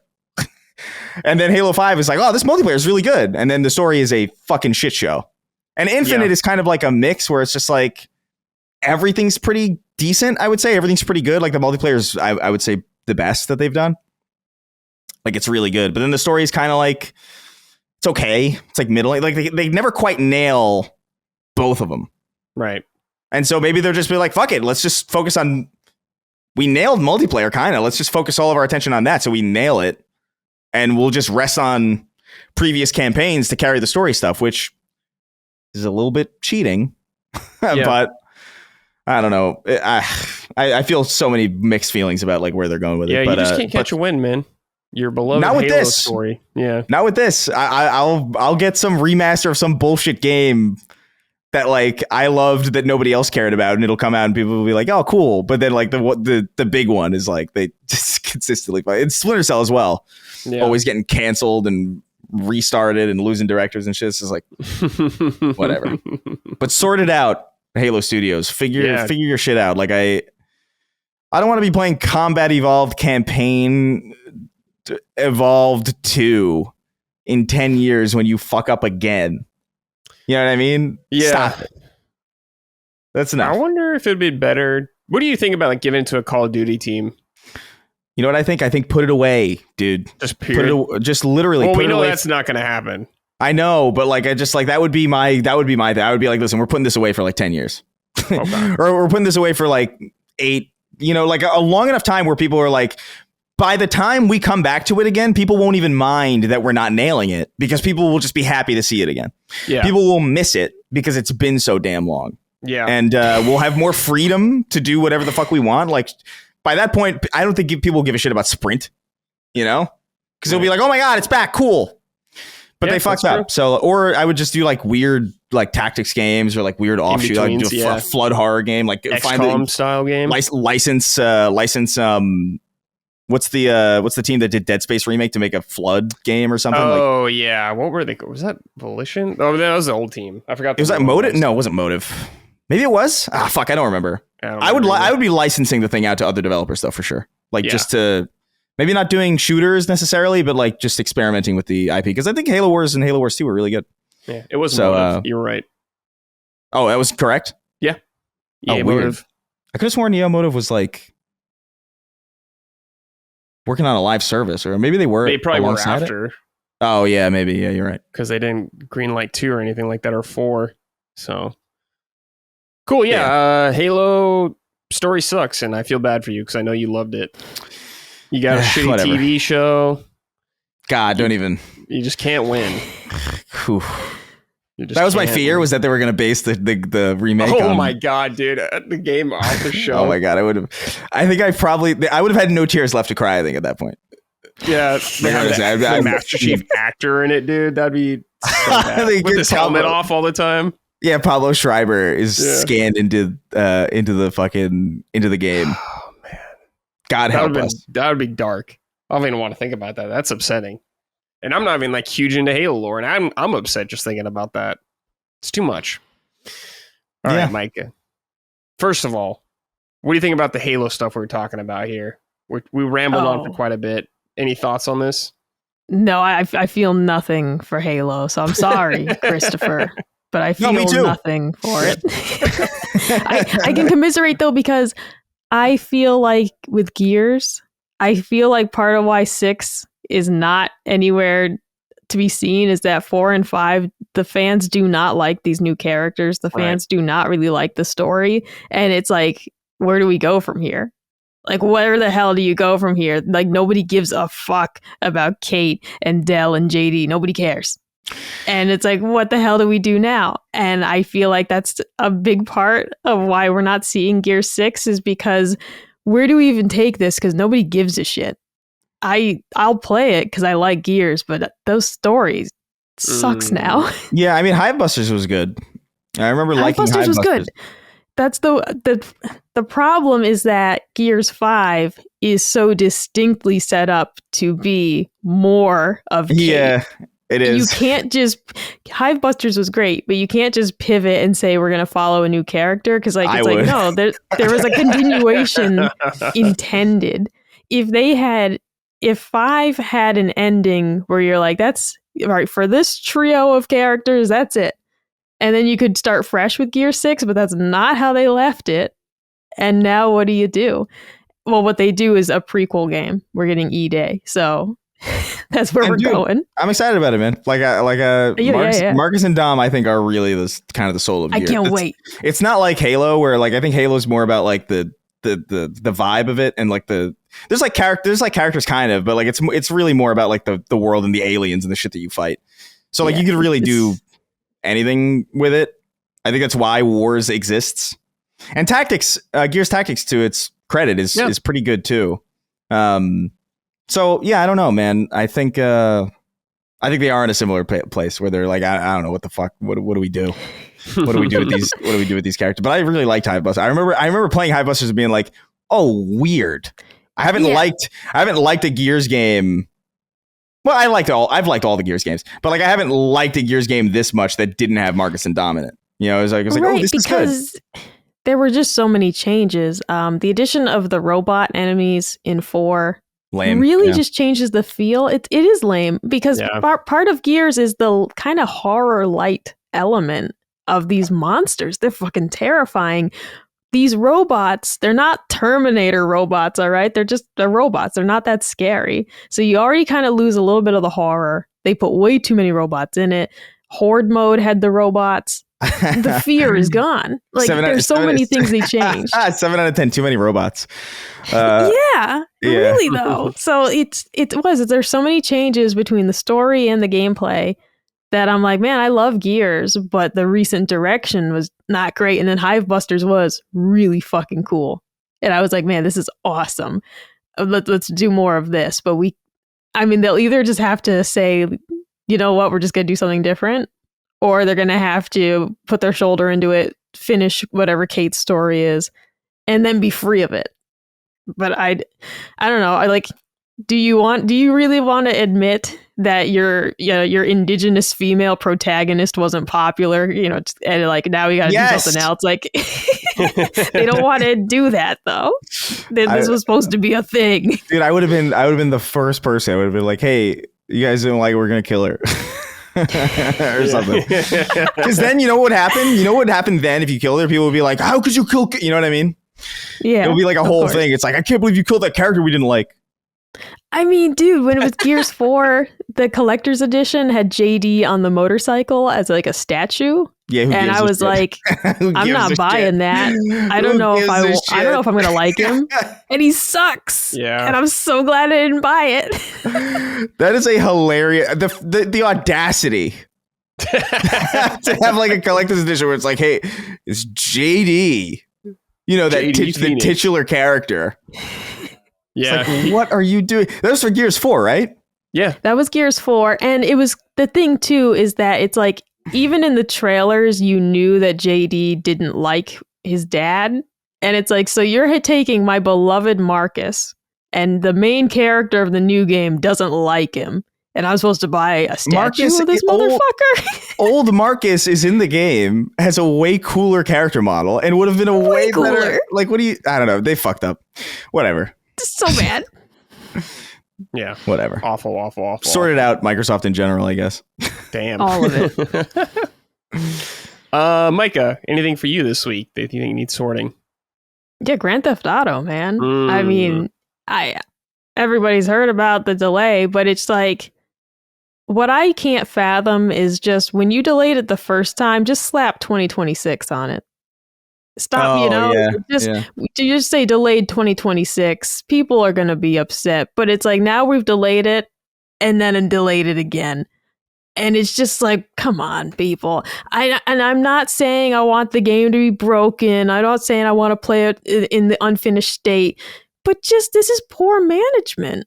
All right. Like, I'm allowed to say, like, this is just poor management.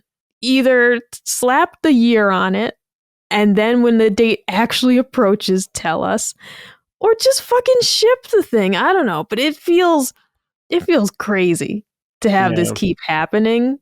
This is just a management problem, though. Like, I don't know. The optics are just bad. Yeah, I don't want to play the game in the poor state. Like, I'll wait. I'm not overhyped for it. I loved Grand Theft Auto 5. I played it twice. I love that game. But I'm not like shitting my pants over this. I want to play it. I'm definitely going to play it. But even I'm just like, come on, man. You're just getting my hopes up for nothing. You know, we're going to be waiting like, what, a full year? I saw, though, the funniest tweet when they announced it, and someone was like, what if I'm not alive by then? And it's like, bro, like, seriously, I mean, I've been waiting years for this. What if I get hit by a bus or something? You know, and I never got to play it. Yeah. So sort it out. Easily die before we get to play it. Easily. Any of us could simply perish, you know, any of us. I could choke on a bean or something. I don't know. Like, it could happen. It could just happen. You know, I've convinced myself every day that I'm slowly dying because I'm like a hypochondriac. So any moment could be it. Yeah. And I might not get to play Grand Theft Auto 6 before it comes out. That's going to be a surreal day when you can play that game.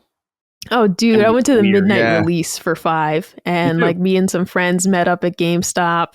And the thing was, it took so long for the game to install on my Xbox that it was like 2 a.m. when we finally could start it. And we were so tired that we played for like 20 minutes and went to bed.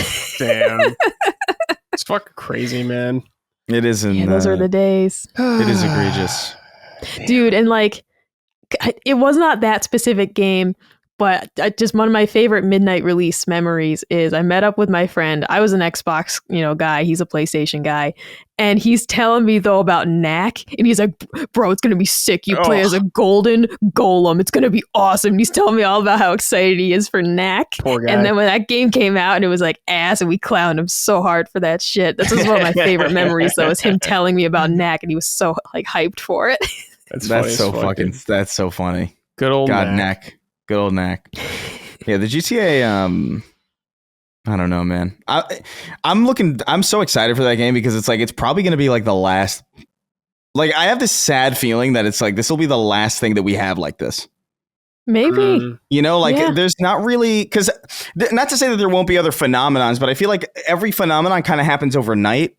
you know, like as a surprise, like it's something like Clair Obscur where it comes out and everybody fucking loves it, you know, or like it's something like Fortnite where like, you know, nobody gives a shit about it and then it comes out and then it just happens to surprise people, or like Helldivers, like where people just kind of like, this looks okay, and then it like explodes.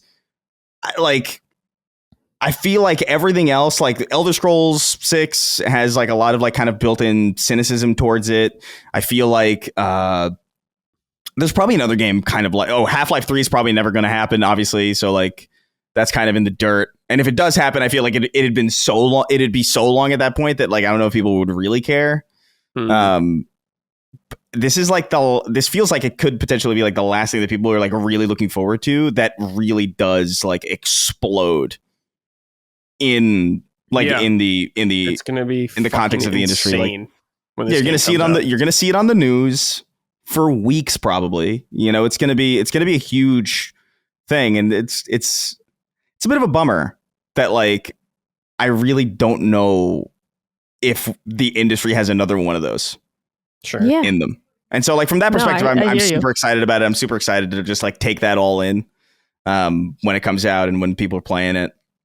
But it is crazy that it's been delayed this many times. Yeah. I don't know. I'm kind of numb to it just getting delayed now. I saw it, I was like, damn it, but it's just like, I don't know. Well, I've been because part of it, times. I haven't watched the new, like any of the trailers because I'm like, it's too far away. I don't want to build up more hype. I'm already excited just because I like Grand Theft Auto. So it's like, I'm not trying to be like, I gotta play this now. So I'm like, I'm not watching your fucking trailer. They're good trailers. Game. But that's the thing. So I'm just avoiding that stuff in part just so I'm not as antsy to get to the game. I know I'm going to play it. I know I'm going to buy it. But I'll also say this is like my most old man thing, but I'm eternally upset at how popular like GTA 5 Online was. Because for me, like that ruined everything. Because I just didn't like it. And it's I didn't like it either. Now that's like that's their entire business. Like that's what they're focusing on. This is the thing. I don't know if they expected it to be that huge either. They did not. Clearly not, because weren't there supposed to be like scripted heists and that like didn't happen? So. Well, they did not. I know for a fact they did not anticipate it being that big because like how could you? No other. I mean, Grand Theft Auto previous to that did very, very well, but nowhere near that well. And so they didn't expect it. I think because John Marston, the actor who does John Marston, was giving an interview kind of recently, or maybe I just saw it recently, but he was talking about how like, he got cast in like Red Dead 2 and like, okay, yeah, it's going to be this thing. And then he waited like 6 months or whatever. And like they had no calls.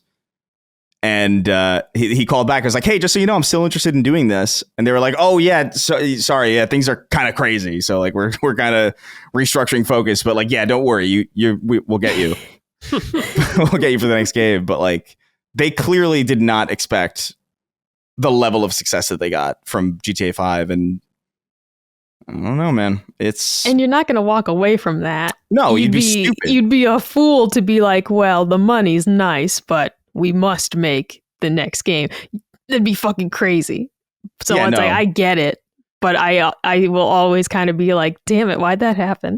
I heard GTA Online. I don't like it, and I just don't. I didn't want that to be the focus. I heard GTA Online got better, but like I remember playing it at launch and being like, I don't like this at all. Like I was more into the Grand Theft Auto 4's online, which is like kind of like was more casual. It was more like pick up and play. You just kind of jump in, you'd appear. Yeah. And I remember in GTA 5, I tried to steal somebody's car and it wouldn't let me because they had car insurance or something like that. And I'm like, I can't steal this player's car. That's stupid. In Grand Theft Auto?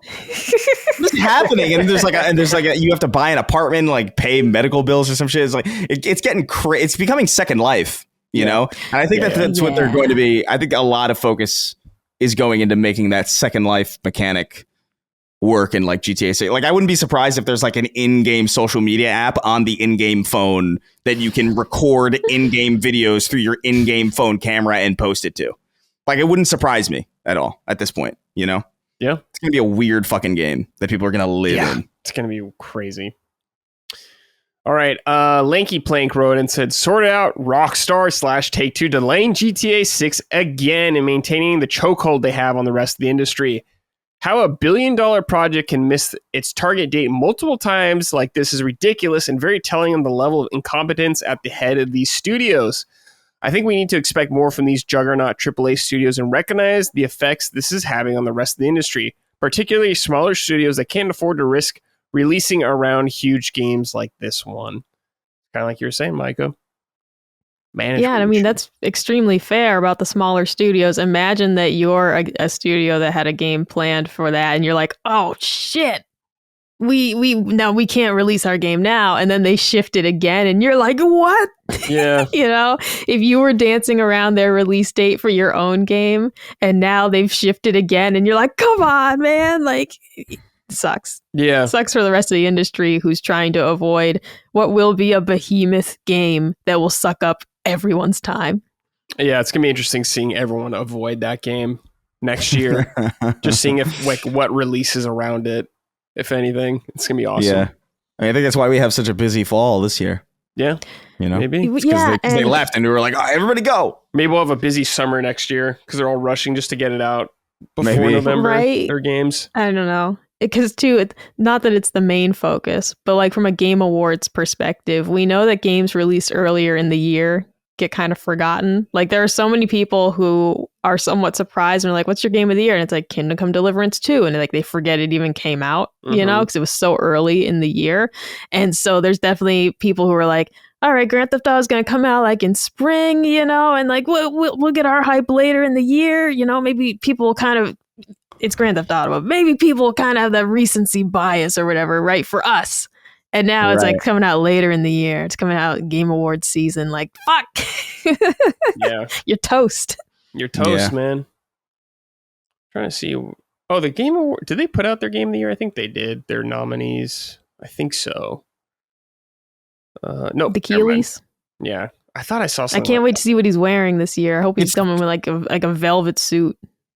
Like, yeah. Something sparkly. It'll happen. I know it'll happen like in like the next week or two, I think. Yeah, it should be soon because when I voted on this, it used to be like November something was the cutoff, so I can't remember when exactly. I think the 15th, but I could be wrong. Okay. I don't remember. We'll see soon. Neo GD Roan said, sort out Rockstar. The talk about union busting then the GTA getting delayed sounds a little suspect to me. Plus, ex-devs had said it was going to get delayed again for a while now based on how much time was left they had in the studio. So why the late announcement? Something seems off over there.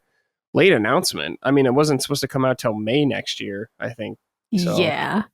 I don't think that's like a late announcement, really. I think the late announcement of the delay, I guess, because it was known internally that it would be delayed. Oh, why?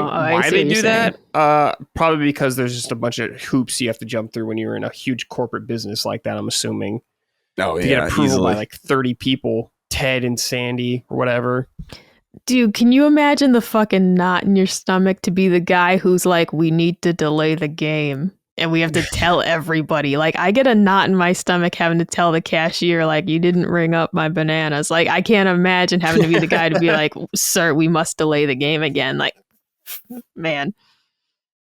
Yeah. It's fucked up. All right, guys. It's time for the exact opposite now. Keep it up. Stuff we're pleased with in the game industry. Let's see. Chris, is there anything you're happy with in games right now? Man, slim pickings.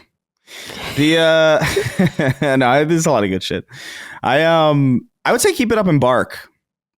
They're doing they did the finals. Which was, I think, fantastic. I loved the finals when it came out, and then nobody played it until recently, and everybody's like suddenly like, "Oh, cool!" It's like, okay, cool, yeah, thanks. thanks for taking me seriously. So the finals nailed it. I think like the finals, like the destruction in the finals is like something that you got to see, man. Like to believe it's so good. It's like way better than Battlefield. Obviously, Battlefield's going for a different thing, but like right. It's so good. Like the readability in that game, the feel of it, the weird tone. It's very good. And then for them to go from that to Arc Raiders, which is also like hitting it with a lot of people. That's that's a pretty good track record. Yeah, considering they don't have experience really. They don't have experience with that genre really, as far as I know. Like, they're a bunch of ex-Battlefield people, so like they don't know extraction or even third person really to the degree that Arc Raiders is. So keep it up. Keep doing some good shit. $40 also for Arc Raiders, and I think the finals is free. I think I don't remember. I think it was. Yeah, I don't remember paying for it. So yeah, it's just a really solid studio that kind of came out of nowhere. I don't remember hearing them before about them before the finals. So like, I'm not sure if they're new or if they just were kind of like bumbling around doing weird shit before, but they're hitting the stride one way or another. So keep it up. Yeah. Micah, what about you? I'm going to give a keep it up to Nintendo for doing that Kirby Air Riders test ride. Oh, yeah. Which I didn't have any interest in just because I'm sold on the game. And I'm just going to happily just wait for it to actually come out. They showed us a lot of it already with the numerous directs. But I just keep seeing comments of people saying, I wasn't sure about this game, and now it's a day one buy for me. And so it's like, yes, Nintendo, yeah, let people, test out the merchandise, let people, play it a little bit, get into it. It is one of those things that you might say on the surface, how is this different from Mario Kart? Why would I want this instead of Mario Kart if I'm not a Mario Kart guy? So I just like that they're showing off the game, letting people get a taste of it, and just seeing a really positive response. I'm seeing, people saying as well, yeah, it's not for me, but it's well made. But it's just been nice to see people super excited about this title. I never played the original, so I'm hyped for it. But yeah, keep it up, Nintendo, for giving people a taste of the merchandise. Yeah, very good. For me, I'll give one to Lillymo Games. Colin put out their new game, or announced it at Lillymo Games, which is Saint Slayer, Spear of Sacrilege. And it looks like an old Castlevania game. And that's right up my alley. When I saw they were making this game, I was like, oh shit, this looks sick, dude. I'm actually interested in this. So if you like old school Castlevania, it's going to be right up your alley. There is a demo also on Steam right now. So if you're curious about it, you can check it out there. So good job, fellas. I will definitely play this when it comes out. Good shit. All right. This is from Trooper Favre. Want to submit a keep it up to Chris. Been listening since the beginning of SS Sacred Symbols, and not that your analysis was off previously or anything, but I feel like lately you've just been super on your game. I don't know that you're doing anything differently, but I thought I'd send props your way. Really appreciate hearing your insight every week. All the best. Oh. No, I appreciate that. I'm not doing anything differently at all. Yeah, as far as I'm aware, but I appreciate it. That's nice. Yeah, very nice words. All right, now here's a heinous name. I fucked a dude today to see if I would squeal. Hello, gamers. My keep it up is to Xbox Game Pass curation. Yes, I know the price hike is bullshit, and I'll personally lower my tier when my sub runs out, but come on. Ninja Gaiden 4, Power Wash Simulator 2, Ball Pit, The Outer Worlds 2, all in the last few weeks is crazy. This is especially a good deal for in and out Game Pass users like Brad. Yep, that's what I do. So yeah, they've had a great run right now. There's a lot of good games in there. So if you're curious, when does that price hike go actually? Does it start next year or is it now? I thought it started already. Did it start already? Okay. I think so. I mean, I don't know. I canceled it so fucking instantaneously. Yeah. But yeah, I mean, look, it's the price hike is unfortunate. It's also like obviously like not great. The fact that like a game subscription service is now competing with, instead of competing with other streaming services, now it's competing with like gym memberships and shit. Yeah. It's like that's where it begins to be like, okay, well, you're getting there's a little bit too much bravado here. But I mean, I don't think the argument isn't necessarily that it's not worth the money, by the way. Yeah. Like I think you could arguably make the case that like $50 and $60 per month is still worth it considering all the shit that you're getting. It's just a matter of like the reasonable expectation that your average person is going to pay that much for what they're going to be getting and for what they're ultimately going to be using their time to do. Like if I had Game Pass right now, I'd probably only be playing Ball Pit in the Outer Worlds, you know? Yeah. in this stretch of time for this month, which would be worth it, financially, because it would be like, it would be cheaper than buying both of them. But it's $30 is a fucking hefty. It's a lot. Yeah. That's not nothing. You notice that at that point. That's the whole thing. Like, because it's worth it. If you add up the games, it's absolutely worth the money.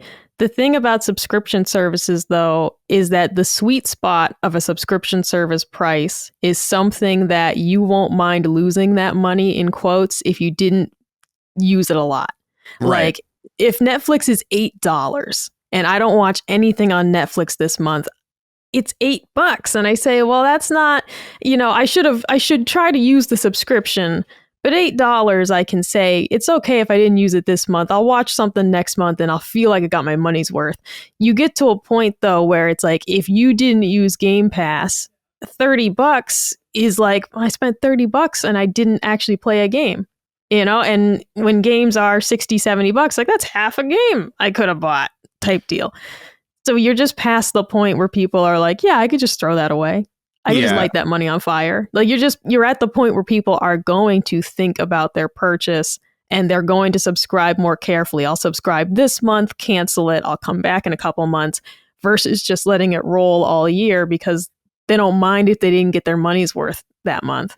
Right. No, yeah, that's exactly right. It's like you're paying at a lower price. You're basically paying for the comfort of knowing that you could watch something if you wanted to, and you're not pressured to use it. But like at 30, it's just like now you're essentially paying for the stress of knowing that you have to. Like, oh, I should be playing a game because I'm paying $30.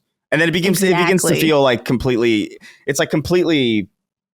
at friction with like how people like to engage with a lot of media. So it's just like bad. It's bad for most people, I would argue, but I'm sure there's some people who just don't give a shit, who are just like, yeah, whatever. This is somebody like Bill Gates who still thinks milk is like $15. Oh my God. There's that clip of him being like, there's some insane clip of him being like, hey, what's milk, like $30 or something? Some nonsense. There's a clip where he's on Ellen DeGeneres and she has him guessing the price of various items. And one of them is like TGI Fridays, like frozen appetizer. And he said something crazy. It's like, that's gotta be like $20. And they were like, and he was like shocked at how cheap it was. But then there was something like laundry soap that I think that he thought was like insanely cheap. And it's like, this man hasn't been in a grocery store in 20 years. He has no idea what anything costs. It was hilarious. But yeah, the stress of it, definitely, of just feeling obligated to play something versus, of course, just buying a game that you want to play and playing it at your leisure. Having to feel like you have to keep up to get your money's worth. It is, Chris. It's like you're adding a layer of stress onto what's supposed to be a leisurely hobby. You're adding stress onto what's supposed to be the relaxation time. Yeah. We got another great name here from Dixie Normus. Keep it up. PlayStation, the new Portal update massively increases its value. I work away, and now knowing I can stream a massive chunk of my library on top of the existing PS Plus catalog already available, all without connecting to the PS5, is huge. Buy one now before the inevitable price hike. Do you have a Portal, Chris? No. I thought about getting one. I was at Best Buy recently looking for something that I couldn't find because no store has anything anymore.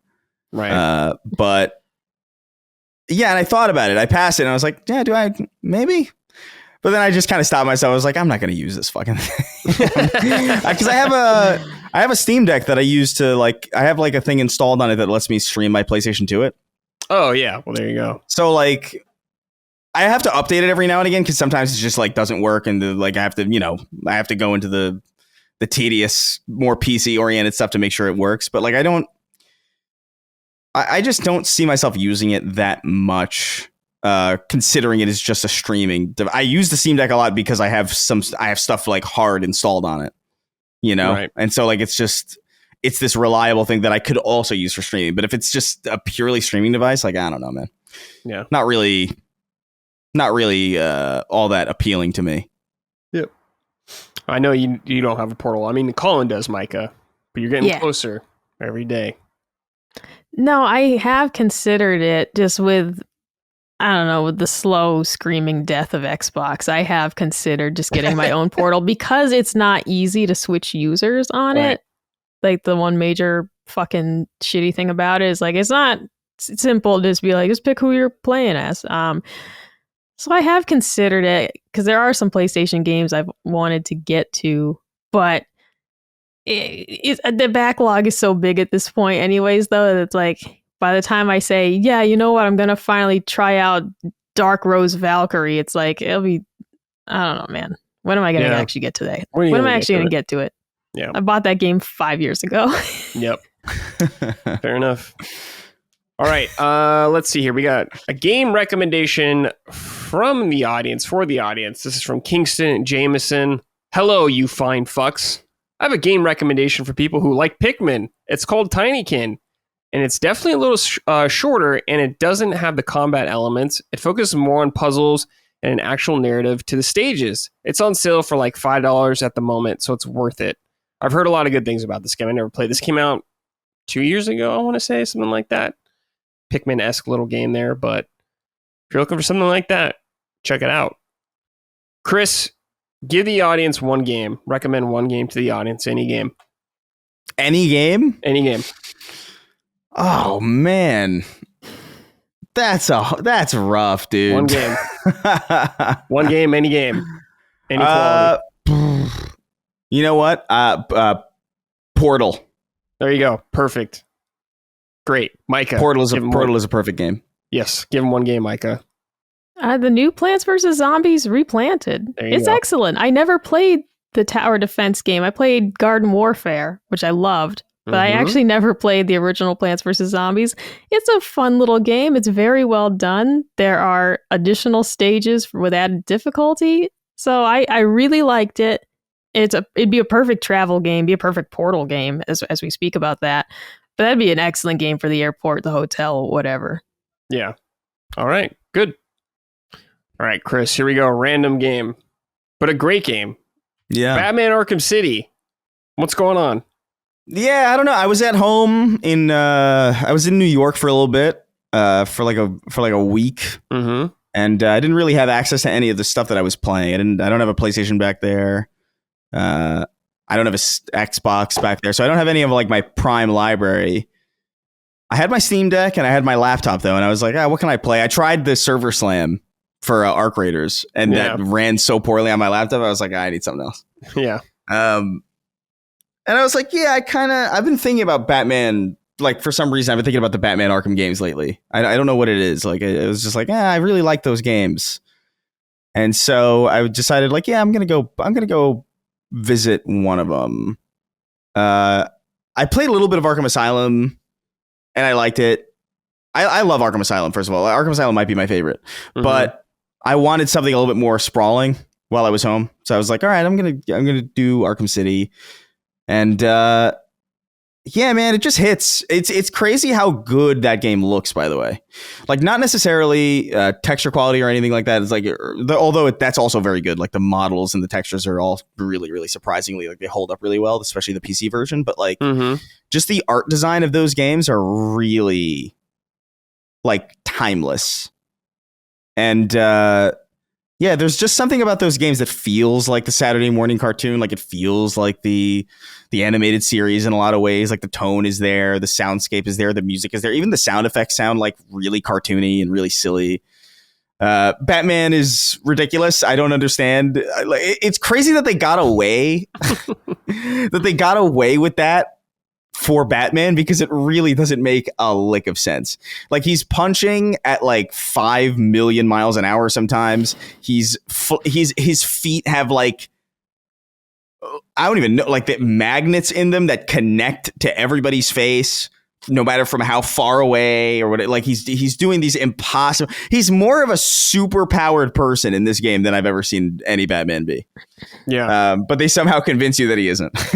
It's really ridiculous, but it's great, man. Like Arkham City and Arkham Asylum really hold up. I'm curious about Arkham Knight. I don't think I'm going to go through all of them or anything, but like maybe at some point in the next couple of months, I'll go back to Arkham Knight, because I remember liking that game quite a bit, except for the parts where they force you to drive the Batmobile around. I remember really not liking those.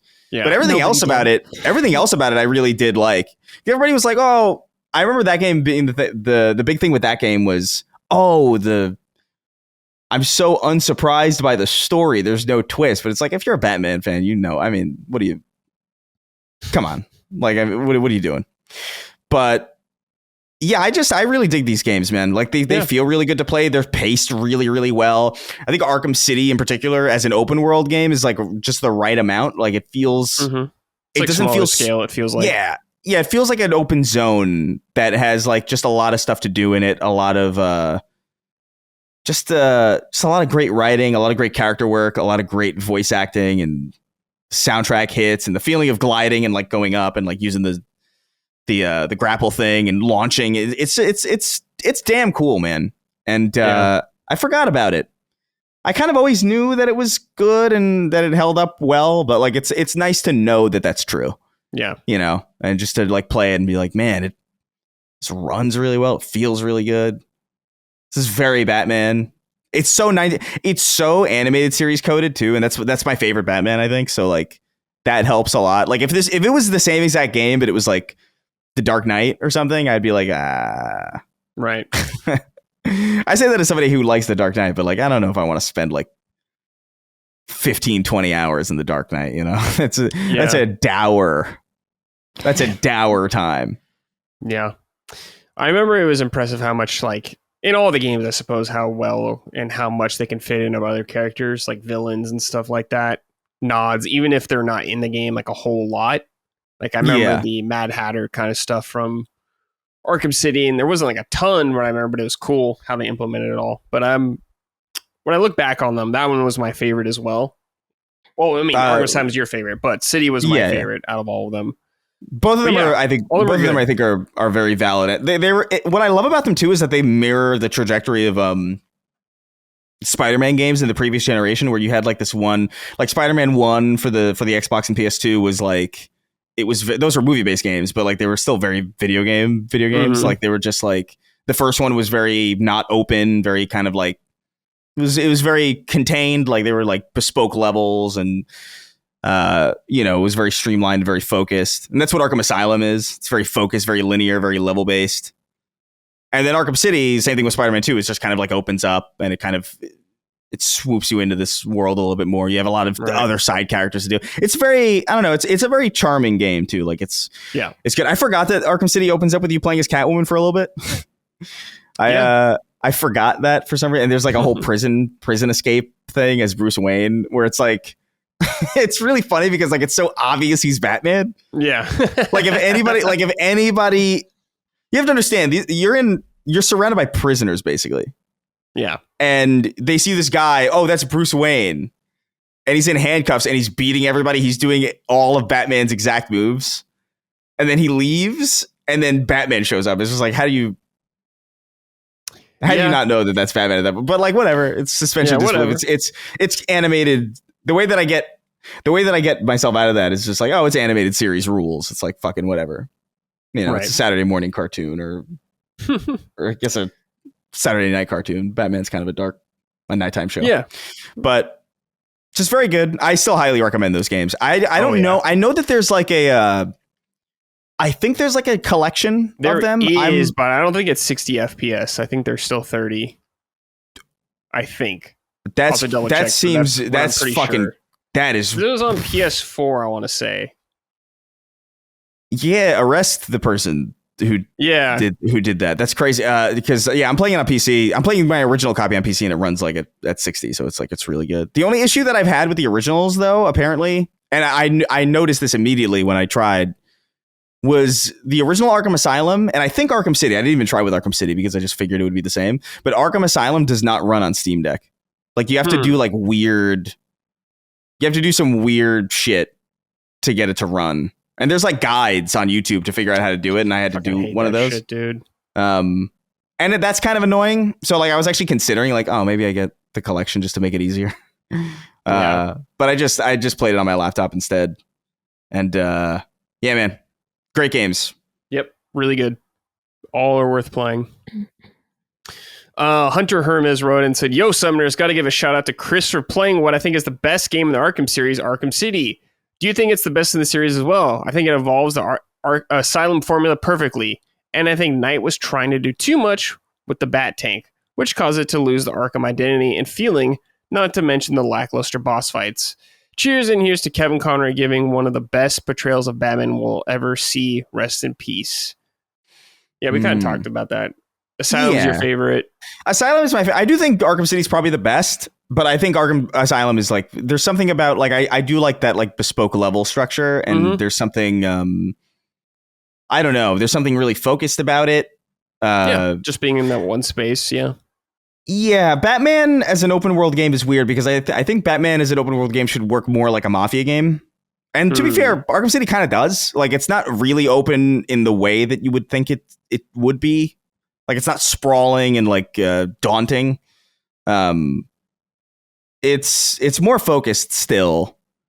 Arkham Knight, I guess, is more open, but yeah, I don't know. There's something about Asylum that I think is very charming and very cool. And like Asylum is where it's the most like the animated series also, where it's just like the voice cast is lifted and the sound effects are straight up out of the cartoon. In Arkham City, there's like less of it. You could feel them getting a little bit more serious, but it's still there. And by Arkham Knight, it's like it's pretty serious. But one thing I remember about Arkham Knight is how gorgeous that game looked. Like I think a bit there was a bit of a resurgence with that too, when I think Gotham Knights came out, where they were like comparing screenshots between them, and it's like, how the fuck how does Arkham Knight look that good in comparison? It's outrageous. Like the art design in the games in general are like really good, but the Bat Tank was rough. I still think all those games are really good. I think the Bat Tank is really bad, but everything that's not in the Bat Tank, I think, is pretty solid in that game. Yeah, so I think Arkham Knight's still a really good game. Yeah, from what I remember, anyway. I could be misremembering. It's the one I've played the least recently. Yeah. So, you know, Micah, where do you fall in the Arkham verse? What's your favorite? Oh, my favorite is always Arkham Asylum. I love that game, and that game just has a real like creepy kind of horror feel to some of the areas. So like, I love that one. I had to grab off the shelf though my Arkham Knight statue. Oh shit! Hey, this is one of my favorite pieces in the collection. I just loved the black and white aesthetic that they did with some of these. He has also, you can take the arm off, and I think he has a different weapon instead. It's down on the shelf though, and I can't see it clearly because I can't see that far. But I got the Batarang is my favorite for the statue. But I love the Arkham series. Knight is the weakest one for me. Still good. But yeah, Asylum will always be my favorite. City was just like, man, this is so cool. I remember that was also really early into me getting super into gaming. I didn't start heavily gaming until like 2010. And so it's like 2011 is when I really started getting into it. So it's like the timing was just perfect for me to get into these. And yeah, I love these games, and I fucking love the statue.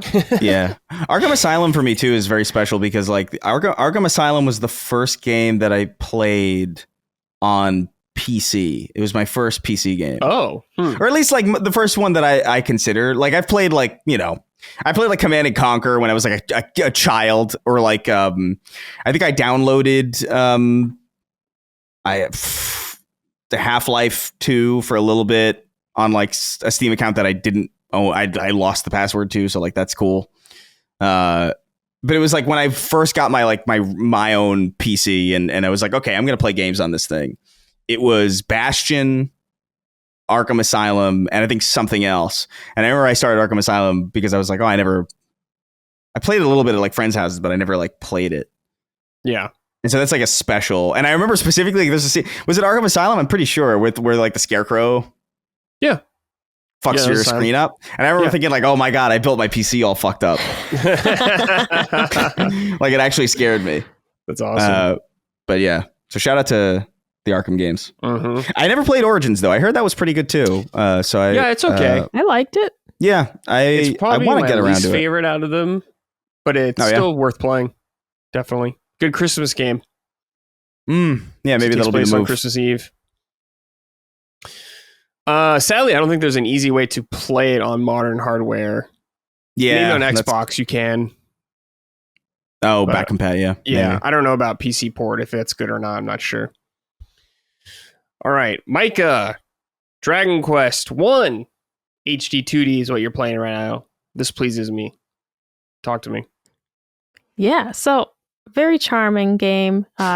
It's your classic hero story. It's familiar gameplay for Dragon Quest fans, of which I'm considering myself a new Dragon Quest fan. You know, this is the third one that I am dabbling in. Anyone who loves turn-based JRPGs, this is perfect for you. It's the biggest kind of thing about this game is that it's a solo adventure. You don't have party members. It's interesting to not have party members and to be a lone wolf in a JRPG. It feels kind of odd, but I won't say that it feels lacking. It's just that part of the fun of JRPGs for me is picking up people along the way, and or whether you kind of start with a party and add to it later. Like, it's just always an aspect of the story is I met this really cool dude. He fucking shot a fox, and I'm gonna have him in my party now. You know, like shot a fox. I don't know. I'm thinking, just he fucking karate chopped a wolf right in front of me, and I was like, bro, join me. Yeah, and that's the game. So that's just part of the fun of JRPGs in general, is just picking up these pieces along the way and adding to your party. So it does just feel weird to play a JRPG and you're the only character. On the one hand, though, extremely simple management. Like, you're only managing equipment for one person. You don't have to worry about, can I sell these old weapons or will I need them later to equip a new party member? Like, you can just fucking get rid of shit if you need money. Because it's not a problem of like having space for items in Dragon Quest. Like, there's always room in your bag. But you need money. I was broke. And I had a plan, but I needed money. So you can just sell off shit that you have outgrown because, like, you are not going to need that sword that only does 3 hits. You don't need it. Right. All right, get rid of it. So in terms of the management aspect, having only one person is actually quite nice. And that's been fine. I named my guy Hominy as well. Hominy? I like giving them, and I like giving them cute little names. I'll say too, there's more to the story than I expected, and I really like it so far. I agree with Colin that I don't think the voice acting is necessary. It's well done. It's cool. But I see an old school game like this, and I don't think it needs voice acting. And there's also not so much dialogue that I feel like I'm bored reading it, because I switched the voices to Japanese anyways, because there's just not that much. It's a cute little story. It's a motivating story. Like, I definitely was like, we're going to go out and save the day right here. Like, I feel it. I'm invested in what's going on here. But there's not so much story that I can't read it myself. So it's not a bad thing that there's voice acting, but I don't think it was necessary. I don't think it was required. And I kind of just tune it out. This is definitely a podcast game for me in between dialogue scenes, because you are just kind of wandering around, fighting dudes, random battles, of course, and you're just leveling up your guy. When in between the story scenes, you're just walking around, going through dungeons. Yeah. So it's a perfect podcast game when you do have to spend time leveling up. I shouldn't say that. I got stuck at one point, and I say stuck just because I was getting bored grinding levels. I consulted a guide briefly, and I'm going to be very clear, because whenever I say I consulted a guide, people are like, she uses a guide for the whole game. Like, fucking listen to what I'm saying. I'm playing the game. I had a question. I Googled the question. I consulted a guide. I'm not following the guide beat by beat. All right. I consulted the guide. Right. Moving on. And the guide said that, oh, you should be this level for that boss. And I was like, all right. And I got up to that level, and I was still just getting my fucking shit pushed in. I was like, all right, so I guess I need to level up more. And I just didn't want to. So I bumped it down to easy. And I got past that boss, and I put it back to normal. I like this game. I don't like it enough, though, to spend another hour level grinding to try that again. Like, I tried the boss several times, but I was just like, I don't like it that much. I like it, but not that much, right?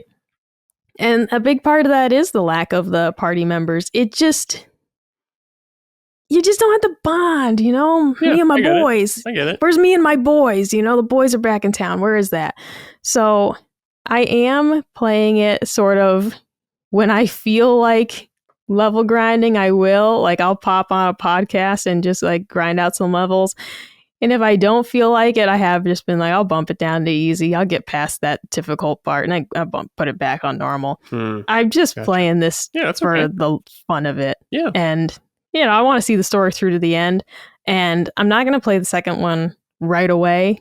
I'm definitely going to play this one, finish Tales, and then maybe go back to the second one. But I don't want to play them 2 in a row. I don't want to get burnt out on it. We had a nice set of space between 3 remake and this collection. So I was excited to play this, but I don't want to play 2 of them, especially because the second one's going to be a longer game. Yeah. The first game's fairly short. I'm already quite close to the ending, and I think I've played for about 8 hours. Yeah. And I'm already approaching the end of the game. Of course, there could be like some fucking crazy difficulty spike or something that adds 6 hours. I don't know. But I'm approaching the end of the game according to the walkthrough I consulted. But the second game is going to be a lot longer than that. So I'm not trying to strap in for those 2 right back to back like that. Yeah. Cool. Yeah, I've played a little bit of it and it's very charming. Like you said, it's super simple. I mean, it makes sense. The remake of an NES game. And yeah, you're just one character just kind of going through the world. But I'm enjoying it, what I've played. I definitely want to get back to it because I love Dragon Quest. So, are you playing with objective markers on or off? No, not yet. If I get like annoyed or I don't know what I'm doing, then I will right now. But I'm not super. I'm only like an hour or so into the game. So like, I haven't even fought like a big boss yet or anything like that. But I'm steamrolling the fuck out of everybody right now. Because I remembered from the NES one, like I leveled up for a little bit before I even set out of town. So, yeah. I turned on the objective markers immediately. Those are the type of niceties that I do enjoy in these remakes. Like, I just admit, I'm not the type of person who's like, they're like, go find it. I'm like, yeah, wow, look, we have this entire map to go search. Yeah. That's fun, right? And I'm like, no, I don't want to do that. Sure. Tell me approximately where to go. Sure. And so I appreciate that they added that type of stuff in for the modern gamer such as myself. No, I understand. I think it makes total sense. I'll probably turn it on when I play again because I just forgot what the hell I was doing. So I'll need it adds to it's why the original game, it's like, because people are saying like, oh, you could blow through this game so quickly, and it's like, right, but if you're playing it with the objective markers as I am, it will go faster. If you're not and you're searching for everything or you're just bumping around the world, it obviously would add a lot of time on if you don't know where you're going. Right. The one wrote and said, hello, Summoners. Question for Micah and Brad. I just got all 3 Dragon Quest remake games. Which one should I start with? Should I do 1 or should I do 3 first or 1+2? I know that 3 is the start of the timeline, but it's a much longer game than 1+2. I just beat the Trails in the Sky remake, and that took me 65 hours, so playing a 10-hour RPG sounds more appealing than another 50-hour one. I think you just answered your question. It sounds like you should play 1 if you want a more brisk kind of game. Yeah, just do 1. What do you think? Yeah, you can. I'll say that having played 3 first, I do like the context that it gives to 1. Obviously, like the release order, it still makes sense to play it this way too. I do appreciate the context of it though, and having like, and just knowing actually like everything that happened in 3. I like having that because it just adds a lot to the conversations that you have with all the characters. I also don't think 3, I mean, I guess it kind of depends how much time you spend with it. I didn't feel like 3 was that long, but I felt like that was more like 30 to 40 hours. Yeah. I mean, that's still pretty long. Oh, no, it is, but it's not, he just said he play a 65-hour game. You're like talking like potentially half as long as the game you just played.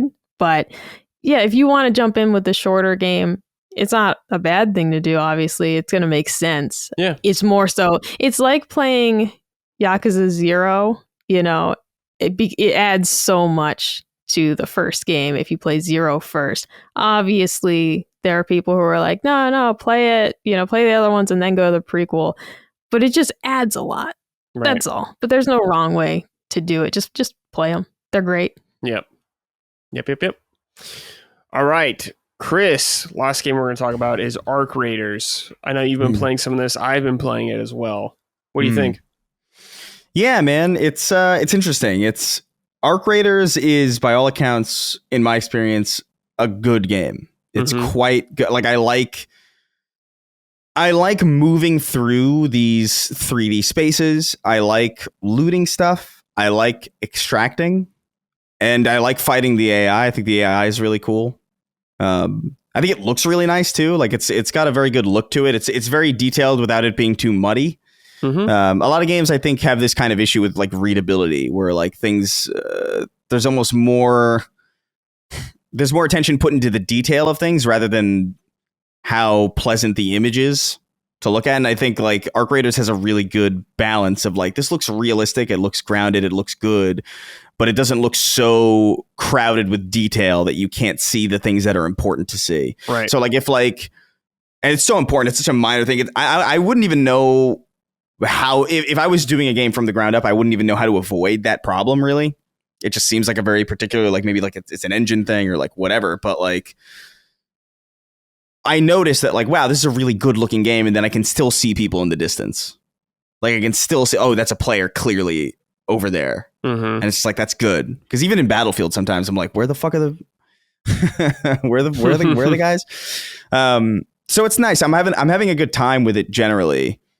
But it suffers from this thing, in my opinion, that like a lot of games are, I would argue, like a little bit over designed. And what I mean by that is like there's a lot of mechanics in this game that I feel like actually somewhat dilute the experience for me. And I'm trying to think of like specific, like, so there's like a base building mechanic in this game, right? Where so like you have to like collect a bunch of scraps and you build out your base at home, and you build like a workbench and you build like a medical lab or whatever, just so you can craft, different medical items and different, you could craft grenades, craft guns and stuff, craft ammo, that kind of thing. And I get it, but like, it reminds me a little bit of like, do you guys ever play Back 4 Blood? Yeah. So Back 4 Blood was one of these things where it's like, okay, we're trying to make Left 4 Dead, right? We're trying to make a spiritual successor to Left 4 Dead. And what do people like about Left 4 Dead? The fact that it's like a very kind of pick up and play, run and gun, fuck around with your friends kind of game. You don't have to think too much about it. It's more about, the experience of being in this world with other players. And I'm getting a lot of Back 4 Blood in this, where I'm like, Back 4 Blood had, you were fighting zombies, but every gun had like a bunch of attachments to it. Like I could put an ACOG scope on my thing. It's like, well, you're killing zombies. You don't need to be tactical when you're killing zombies in this way. This is ridiculous. And then they had the card system in Back 4 Blood where like I can't remember exactly what they would give you, but they would give you like buffs or like debuffs to the match or whatever. And I'm like, this doesn't need all this really. And I think there's some of that here. Not necessarily that I don't appreciate the fact that like, oh yeah, building weapons and building ammo, like it makes sense. It's an extraction game. You're going to want to be able to make shit. But then there's other things where I'm like, there are types of backpacks where there's like looting, shooting, and whatever, and something else. And there is also a shield system where it's like light, medium, and presumably heavy. I have not run across a heavy shield. I just assume. Based on your backpack, like if you have like a looting backpack or something, you can't equip a medium shield. And that to me is like very bizarre, because I'm just like, why? Like, what is it? I thought the whole thing was about like getting gear and powering yourself up for like, it's just there's very weird restrictions. There's like a chicken in the battle pass that like collects a bunch of material for you after every game. There's like quest vendors and stuff, but it's not like a 3D space. It's all in like a menu, and there's some weird layout things like that. So it's weird. Like I'm not really into crafting systems at all, and that's kind of like the thing for me. It's like, crafting systems turn me way the fuck off. I'm like, because I know that most of what I'm going to be collecting is going towards something that's going to go away. I'm going to build, ammo that's going to be spent, and that's cool, right? I get it. But yeah, and there's other minor things like that too in the game that kind of like get in the way. But I do think like the act of playing the game is enjoyable. I like going. I like spawning and like trying to figure out like, okay, I need this. I'm gonna go here. I like going in solo on prox chat and just like finding people and just like making these like these small alliances. That's like the most fun that I've had with it. And it's why prox chat is so important. Where the game does begin to lose me though is PvP. Where like, bro, I've already had moments where I'm like, oh, this is a third person game. It's a third person game. I had a bunch of shit that I assumed was good. It was a bunch of blue stuff. I don't know what any of it does. I don't know what any of that's kind of another thing too. I don't really know what the loot system like. The loot's kind of like, I know it's important because the colors tell me, but like I don't really know that, you know. Okay. But so I'm running towards an extraction point, and I'm looking around. I'm being careful, and then a guy pops around a corner because he sees me. Because he's, you know, he has a detached camera showing him where I am, and I can't see him. And that's kind of like, that's where I knew it was like, okay, well, I can't take this as seriously as I was taking Marathon, because I know that I can be seen in a situation where I can't see them. Sure. And so that was like a bummer, because I just realized like, oh, I can't care that much about the loot that I have, because if I do, I'm going to be frustrated beyond belief. It's already frustrating to lose your shit in an extraction shooter anyway. That's like kind of like the built-in, that's kind of the built-in tension of the game. Like, and I'm not saying that that's like, that needs to go. Like that very much needs to stay. That's what makes everything intense. That's what grants the game any semblance of seriousness. But there is that element of like, oh, I don't know how invested I can really be in this if it's so inherently from the ground up uncompetitive in the way that you can just kind of corner. Because even in Destiny, like in like the hardcore modes in Destiny, they disabled emotes because it would make your camera third person, so you couldn't peek around shit. And that's for stuff where if you die, you don't lose anything. You know what I mean? So to have like stuff that you're coming in and you've got this one gun that's like really good, and if you die, you lose it. To be killed by somebody because you had no shot of seeing them is really deflating in a way that I haven't experienced in the other extraction shooters that I've played. And to be fair, I've only ever played other first-person shooters. I've only played Hunt Showdown. I played a little bit of Tarkov, and I played the Marathon Alpha. So like all of my extraction shooter experience is first-person. Right. And I've never had that feeling. Like that feeling of like, oh, well, yeah, is that just more of a third like a third person? I think it's just like the third person aspect of it kind of gets in the way of how seriously I'm willing to care about the loot that I'm getting. Yeah, gotcha. So I play a lot of Arc Raiders kind of like with the intention of like, yeah, if I get out, I get out. If I don't, I don't. And if I find a cool gun, I'm just going to assume that it's gone. And it's a nice surprise when I leave and it you know, and I have it, but because I'm divorced from it, there is like a lack of tension there that's kind of inherent, that's kind of bumming me out, where I feel like there would be more tension in it for me if it was like a first-person game. Total personal thing. I understand 100%. Yeah, but if it was a first-person game, it would be just like other extraction shooters. So like I do appreciate the fact that it feels significantly different. It feels much more like The Last of Us or like you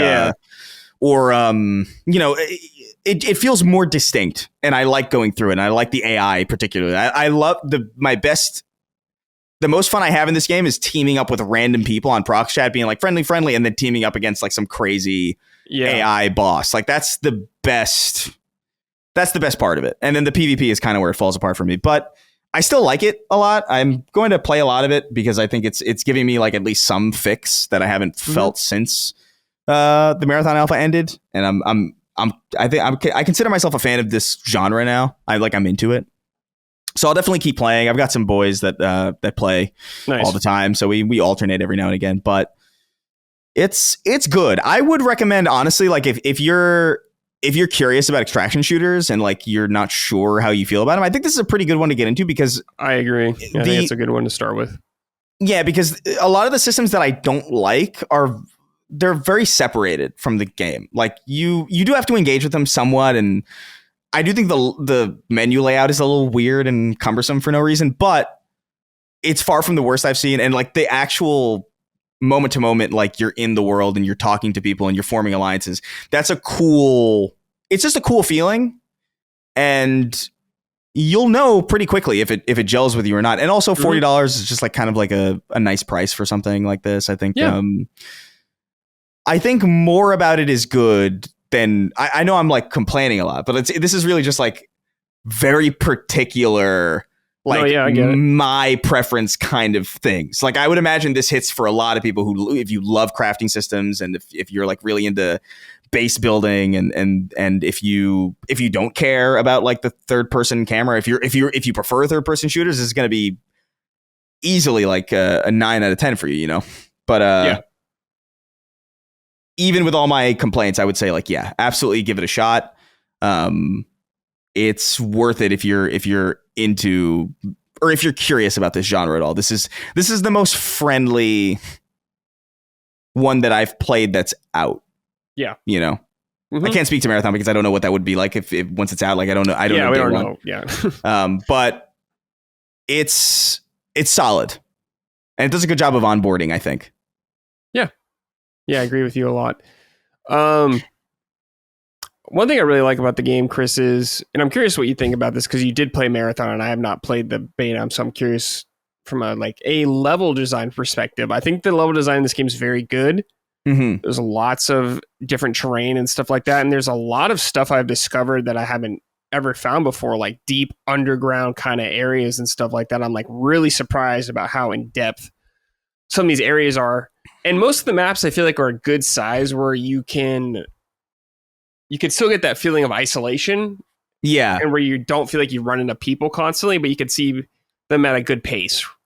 Right. I never feel like where it's like, well, I haven't seen someone this whole time. Like I'll at least see like 1 or 2 people usually, especially if you like get more comfortable with the game and you know where loot is. I think it's really good. Like when you open the map and it kind of shows you areas and like the type of loot you can get it and like how good the loot will be. So that's really fun. And like you're saying, one of the best things about this game and like many extraction shooters, and I cannot believe Marathon did not have this when it first came out, but they did put it in eventually, is the proximity chat. It is so important for a game like this to be able to communicate with people.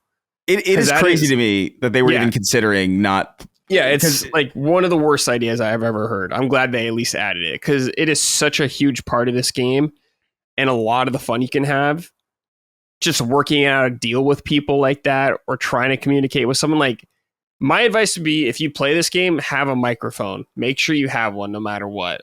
Because when I play this game and I'm checking to see someone's friendly and I'm like, hey, if you're not going to say anything, I'm going to shoot you right now because it's sus.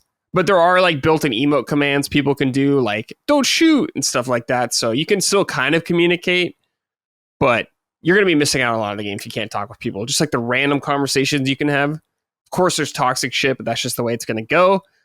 But there's also a lot of fun and wholesome moments just running into random people and every people just being friendly with each other. But like, you just know, because you're thinking the same thing. Should I shoot this guy when they're not looking? Kind of thing like that.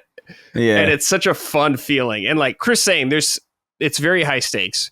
When you die, you can lose all your loot that you're carrying. There is like progression for your character though. Like when you level up, you could put skill points into stuff. So you are constantly building your character, even when you're losing your loadout. But as Chris was saying, also with your base, you can upgrade the benches to build better equipment. So like there is a progression there as well. Yeah. But everything's going to wipe at the end of December, I think, is that when that happens.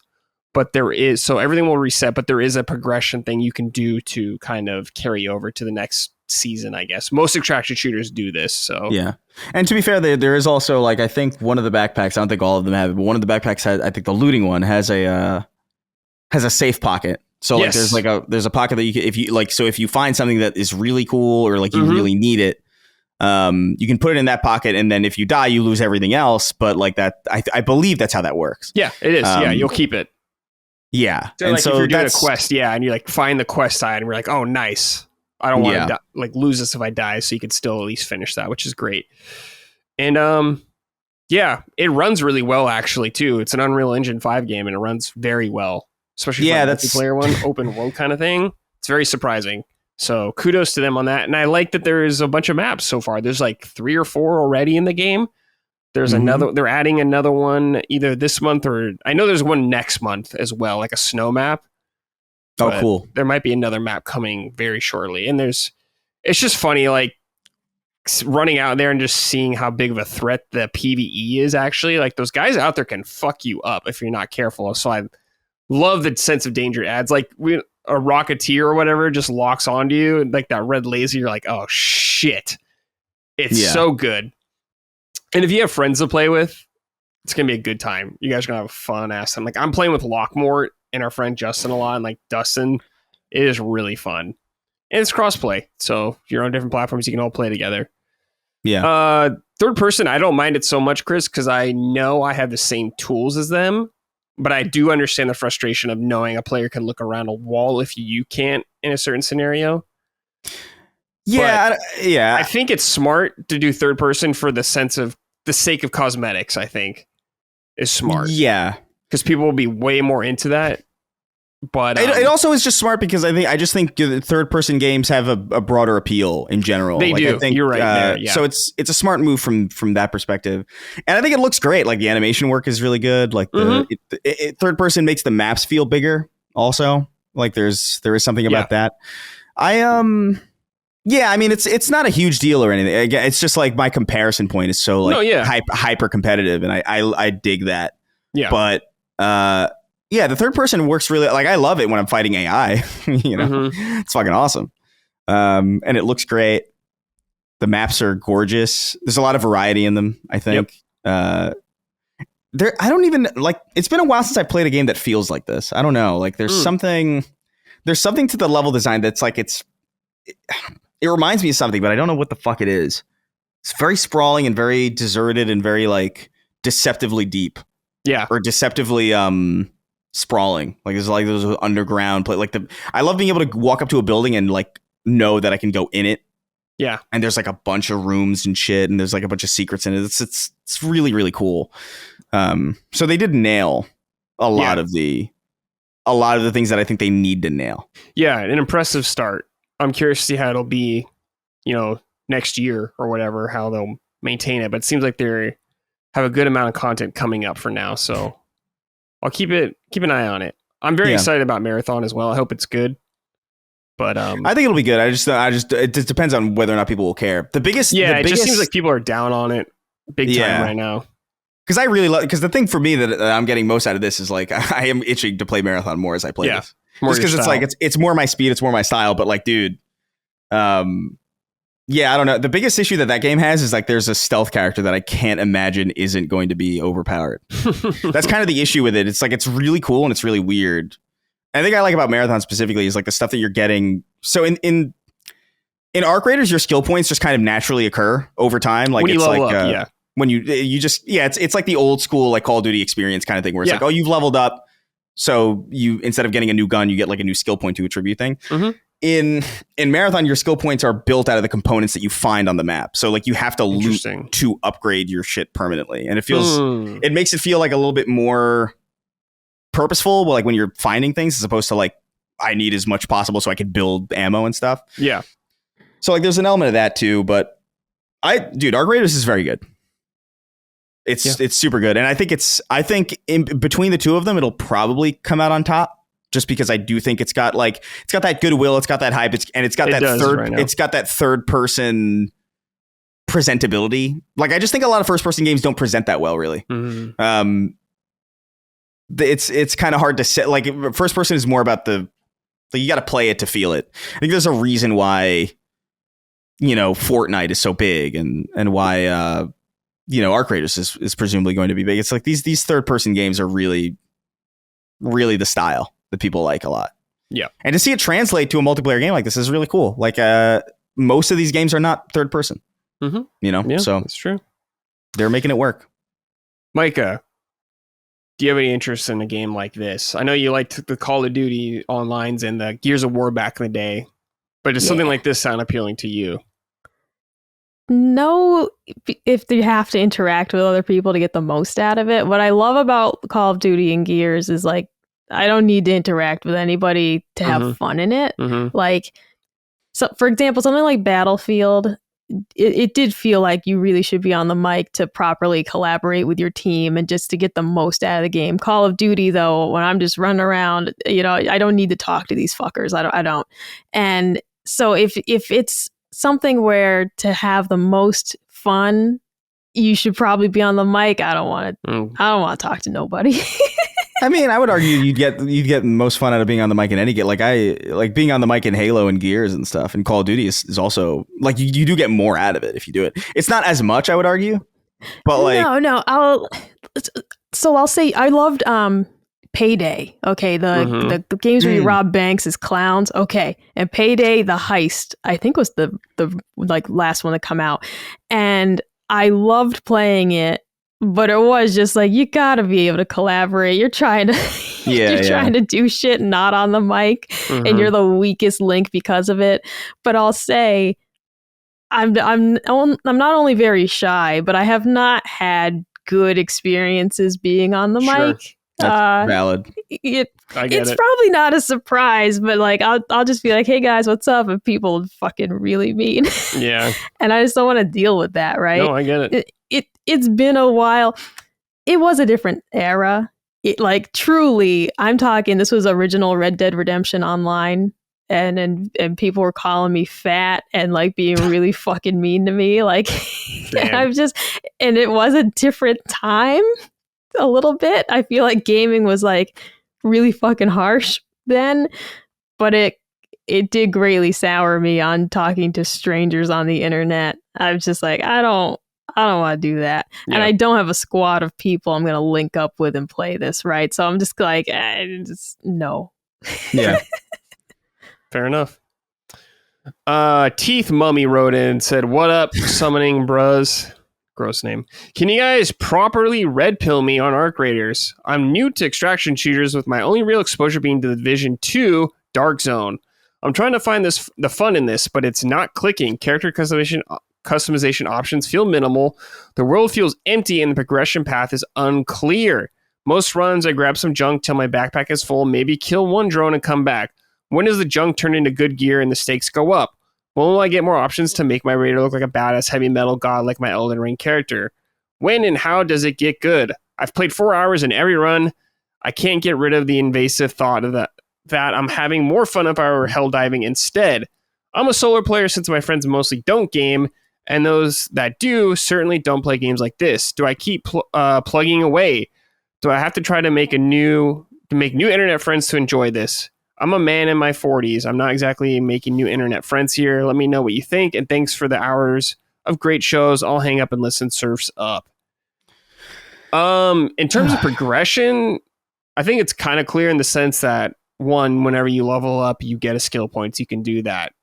You really want to use your resources that you collect to upgrade stuff at your base. Like, look at your benches, say what it needs to level up, and it'll list you the items. And it'll be like, hey, where do I get this item? And it'll be like, hey, it's found if you hover over it in this kind of area. So you go through that area and kind of look for all that kind of stuff. So that's how you're going to start making the stakes go up. Once you start like focusing on objectives more, I think you will. Like your quests, do your quests that you have in them. There's a ton. You can get some really good rewards like blueprints or a new gun or something like that. So you should absolutely do all that kind of stuff. You don't need to make friends. You can totally play this game solo if you want the entire time. You'll have a great time, but just get a mic. But Chris, do you have any advice for Teeth Mummy here? Yeah, I mean, I would say everything that you said, but there is also the distinct possibility that it might not be for you. It might not be for you. I don't think 4 hours is personally enough. I agree. Yeah, for a game like this yet. Extraction shooters in general, if you're not used to them, like they're very obtuse and they come across as very like unclear, and it's unusually non-handholdy as a genre. I do think this one holds your hand quite a bit, but in comparison to some of the other ones that I played. But yeah, like even like my first like I've played about 8 hours of Arc Raiders, and I still think I would need probably like double that to really kind of wrap my head around like everything that works and everything that clicks and like what is worth chasing and, you know, X, Y, and Z. It took me several hours to really understand what Marathon was. You know, like I remember playing it, I was like, I don't know if I'm feeling this really. This is very different. I don't get it. And then slowly I need this. Oh, that's there. Oh, but those people are there. Like, ooh, okay. Like you begin to kind of like build this mental map of like how it functions. I remember, dude, I was crazy with because I spent like 40 hours in the Marathon Alpha, and I had like I had like a journal with like a list of shit. It's like, okay, that I need this, and that's here. That's on this map. It's like, I got to go at this time on the clock, because that's when, like I was getting crazy with it. And it's fun. Like when you learn it like that, and you get to plan and be tactical, and you meet people. But I would say, I'd give it some more time. Definitely get a mic. You don't always have to get on it or anything, but just in case, get a mic. You could also do the thing that I did for like the first couple maps, or the first couple rounds that I did, where I just didn't have my mic plugged in. I usually move this to do Snark Tank over on the table. Right. And I was too lazy to put it in. But like, you'd run into people, and then the universal sign from like the Halo days of like, just jump up and crouch a bunch. Yeah. And that for some reason everybody understands. It's like, oh, that's a friend.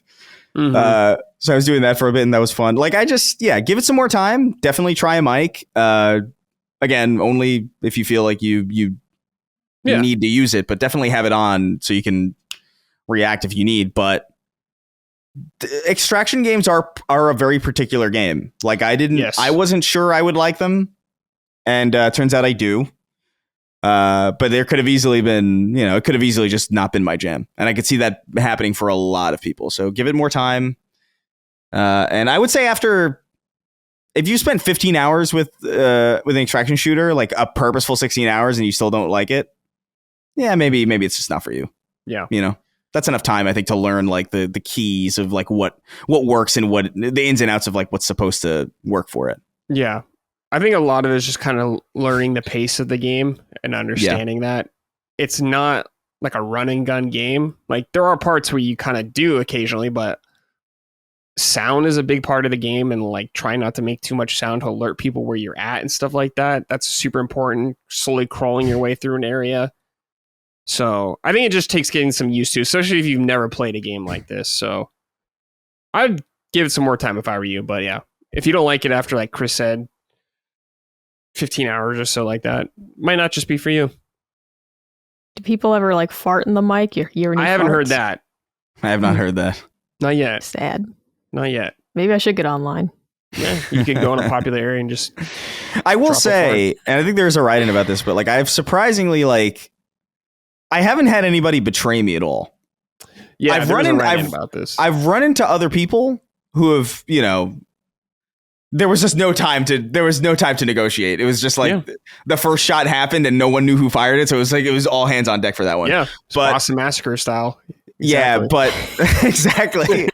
And so like, so that happened, but like, surprisingly people have been pretty, that was my experience with Marathon as well. Like people are just like very, like, if you're not, hey, look, I'm trying to get my thing.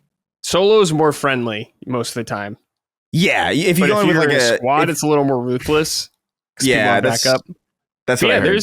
Here, let me read this first. This is from R. McQuaid 19. This one is for Chris. How's your Arc Raiders experience been so far? And as a vocal critic of Marathon's lack of proximity chat, how have your in-game interactions with real-life raiders gone? In my ears, it's the best implementation of proximity chat I've ever heard in a console game. And with 5 in-game hours, I have yet to be shot at by hostile enemy. Everyone has been weirdly friendly, but judging by online discourse, it sounds like I'm solidly in the minority. Update. It's been an hour since I posted this, and I have been betrayed. First cut is the deepest. Yeah, it'll happen. I'm waiting for it to happen. Yeah, it'll happen. It happens to everybody. I'm not sure. I don't know if I understand this. Why would I not kill people? What are we doing if we're not killing people? It's a risk. Like if there's a quest out in the world, Micah, like you want to go to an area and collect an item, you may not want to get in a fight because you just want to get that item. Then you have to get to an extraction point and extract. Mm-hmm. So, but if you're attacking someone, it just opens you up to more vulnerable. So it's just a risk. So I could just be a griefer, just run around killing people and not collecting anything. Yeah, you could. You could if you want. Yeah. This opens up a whole possibility. Yeah, you could be the toxic element. if you want. It's a game. You're just supposed to kill people. I don't get I think it. it's easy to have that perspective, Mike, until you're in the scenario, I think. No, probably. This definitely sounds like it's not for me if you're not supposed to kill people. I don't know. No, you what the hell can. we're doing. It's not. No, you can. But if you're not supposed to, if it's a faux pas to kill people, then I'm like, well, that sounds weird. There is no like faux pas. Like a lot of people are just friendly because they don't want to get into fights, but it's like part of the game. Yeah, and also the thing to note about this game, and Marathon to some extent, it's like the AI is serious. Yeah. Like the AI is like the AI is the thing that's like scary, really, because they are very mobile. They alert everybody to your presence, including other AI, I think in some instances. And so like they're the real threat and everybody else is just like potential threat. But they're also potential backup if things get like if there's like a fucking giant if that spider thing flies at you, it's like you're going to want to have as much goodwill as possible. You know, you're going to want to be like, oh, you're going to if I see a spider thing attacking some guy who helped me earlier, I'm probably going to be like, oh, I might help that guy. Yeah. And then or you could just be an absolute bastard. I had somebody like I shot him by accident. And he was like so low on health that I felt so bad. I think you could like you can drop items for people. Yeah, you can drop items for them.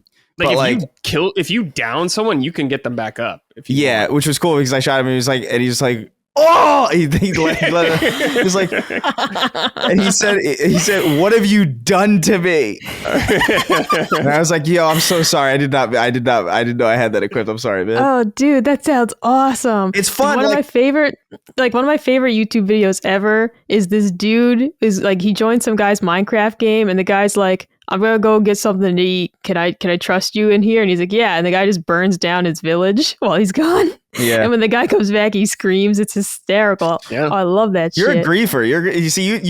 You're like you build a bucket in Minecraft and fill it with lava and just find somebody's house and pour it all over it. You know what I mean? Like, and I would never do that. I have not done that. I'd be upset if someone did that to Cosby Place. But like, you know, I see the joy in it. I have absolutely done that. I played Minecraft for exactly 10 hours. Oh man, and it was the last thing I did. It was like I went into a friend of mine's world and he was like, look at my house, and I was like, cool. I dumped lava and left. No, I never played it again. So it is. My God. It is fun. Yeah. It is. I don't have the confidence yet in Arc Raiders to be somebody who's going to be like, I'm going to betray these people. Sure. You know what I mean? Like, I just don't know my way around. Like, I don't know what's where. I don't know how much of a threat certain AI are yet. I don't have a handle on the gun economy quite exactly right now. So, like, I'm sure there will be a point where I'm, like, proficient enough in this game where I'm like, yeah, maybe I'll go looking for trouble. But like that's what's fun about it is like you kind of build yourself up to that because you can't just do that immediately. And that's what it leads to a sense of progression. And it's more satisfying to build yourself up to that point where you're like, okay, I know my way around this place. I know the hiding spots in this building. I got a sniper rifle from this box that I found like a couple miles back. Okay, now it's time. Time. And that's what's fun about him. It's there's a progression there that's really, really unique. Risk reward. But yeah, it's not going to be for everybody. But definitely give it a shot. Like I think it's worth trying. Because again, that social aspect is so alien now. Like we're really deep into the era of like Discord and, you know, the party chats aren't. It's really all about party chat and less about being on mic in game.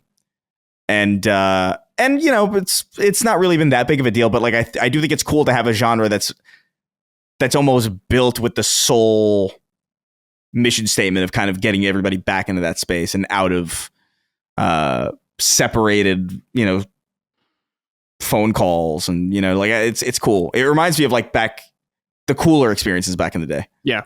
Although I remember being like, you know, I remember people call like, oh, what's this squeaker doing? You know, squeaker. I remember it. Yeah, geez. I mean, I think part of it is I'm definitely thinking of like the 360 days of like people throwing around the N-word like it's candy, you know, and it's like, I mean, yeah, you just don't want to. It feels scary. It feels scary to put yourself in that position. But you guys are intriguing me a little bit. Yeah, again, you don't have to, there's universal signs of like, you don't necessarily have to be on the mic. You would get more out of it. But you could get a lot out of it not being on the mic too as well. Yeah. Like, I think because there's a bunch of preset things like Brad was saying, like you could bring up the emote wheel and there's like your character will say don't shoot or friendly or things like that. And there's also like the universal like crouches. Or the show of good faith where I've done is like usually like when I didn't have my mic and I just didn't feel like crouching, I would just like put my weapon away. Yeah. And I would just like stand in front of them. Just be like, hey, don't worry. Cool. We're cool. Yeah. And it usually works and it's fun. But like hearing people on mic freak out is hysterical. That's oh, what have you done to me? Yeah. You've done to me. Like it's like there's one guy like I was with a couple friends of mine and we like we got into a shootout with these two guys and we got him, but he was so angry. He's like, you bitch, you piece of shit. Good game. Yeah. It's a very weird environment, but I like it a lot. It's crazy. Yeah, like, see, that's bringing up good memories of like boosting achievements with strangers that I met on like True Achievements and stuff like that. Like getting the Max Payne 3 online achievements and then just linking up with these complete randoms. And like one of them was like Russian or something. He barely spoke any English. He just kept saying his username like a Pokemon. Like you'd ask him something, he would just say his username. And it was just very eclectic. Yeah. This group of people that I was spending time with online. This feels like that. Yeah, you meet people, except I could kill them instead. You meet people who are like, just like, oh, what are you looking for? And I'm like, oh, I need this, and this, or whatever. It's like, oh, I've got some extra whatever. Yeah, and like, I need this inventory space empty for something else that I'm trying to find. So like, bartering. You can have my wires. Yeah, there's bartering. Like you'd be like, you can have my wires. I don't really need my wires. I'm like, oh, cool, thanks, man. That's my quest done. It's I don't know. It's weird. It's unique. It's interesting. It's emergent.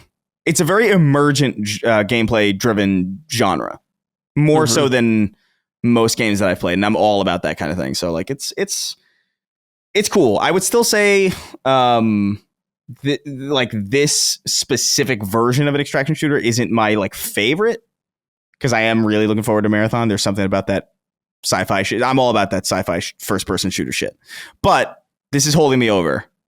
I think it'll hold me over for quite a while. Mm-hmm. Yeah. All right, guys, let's end the show with some write-ins from the audience. If you want to write into the show, I post a thread every Saturday on our Patreon, so keep an eye out over there. This is from Jacob. Hello, I have a question that comes to my mind regularly.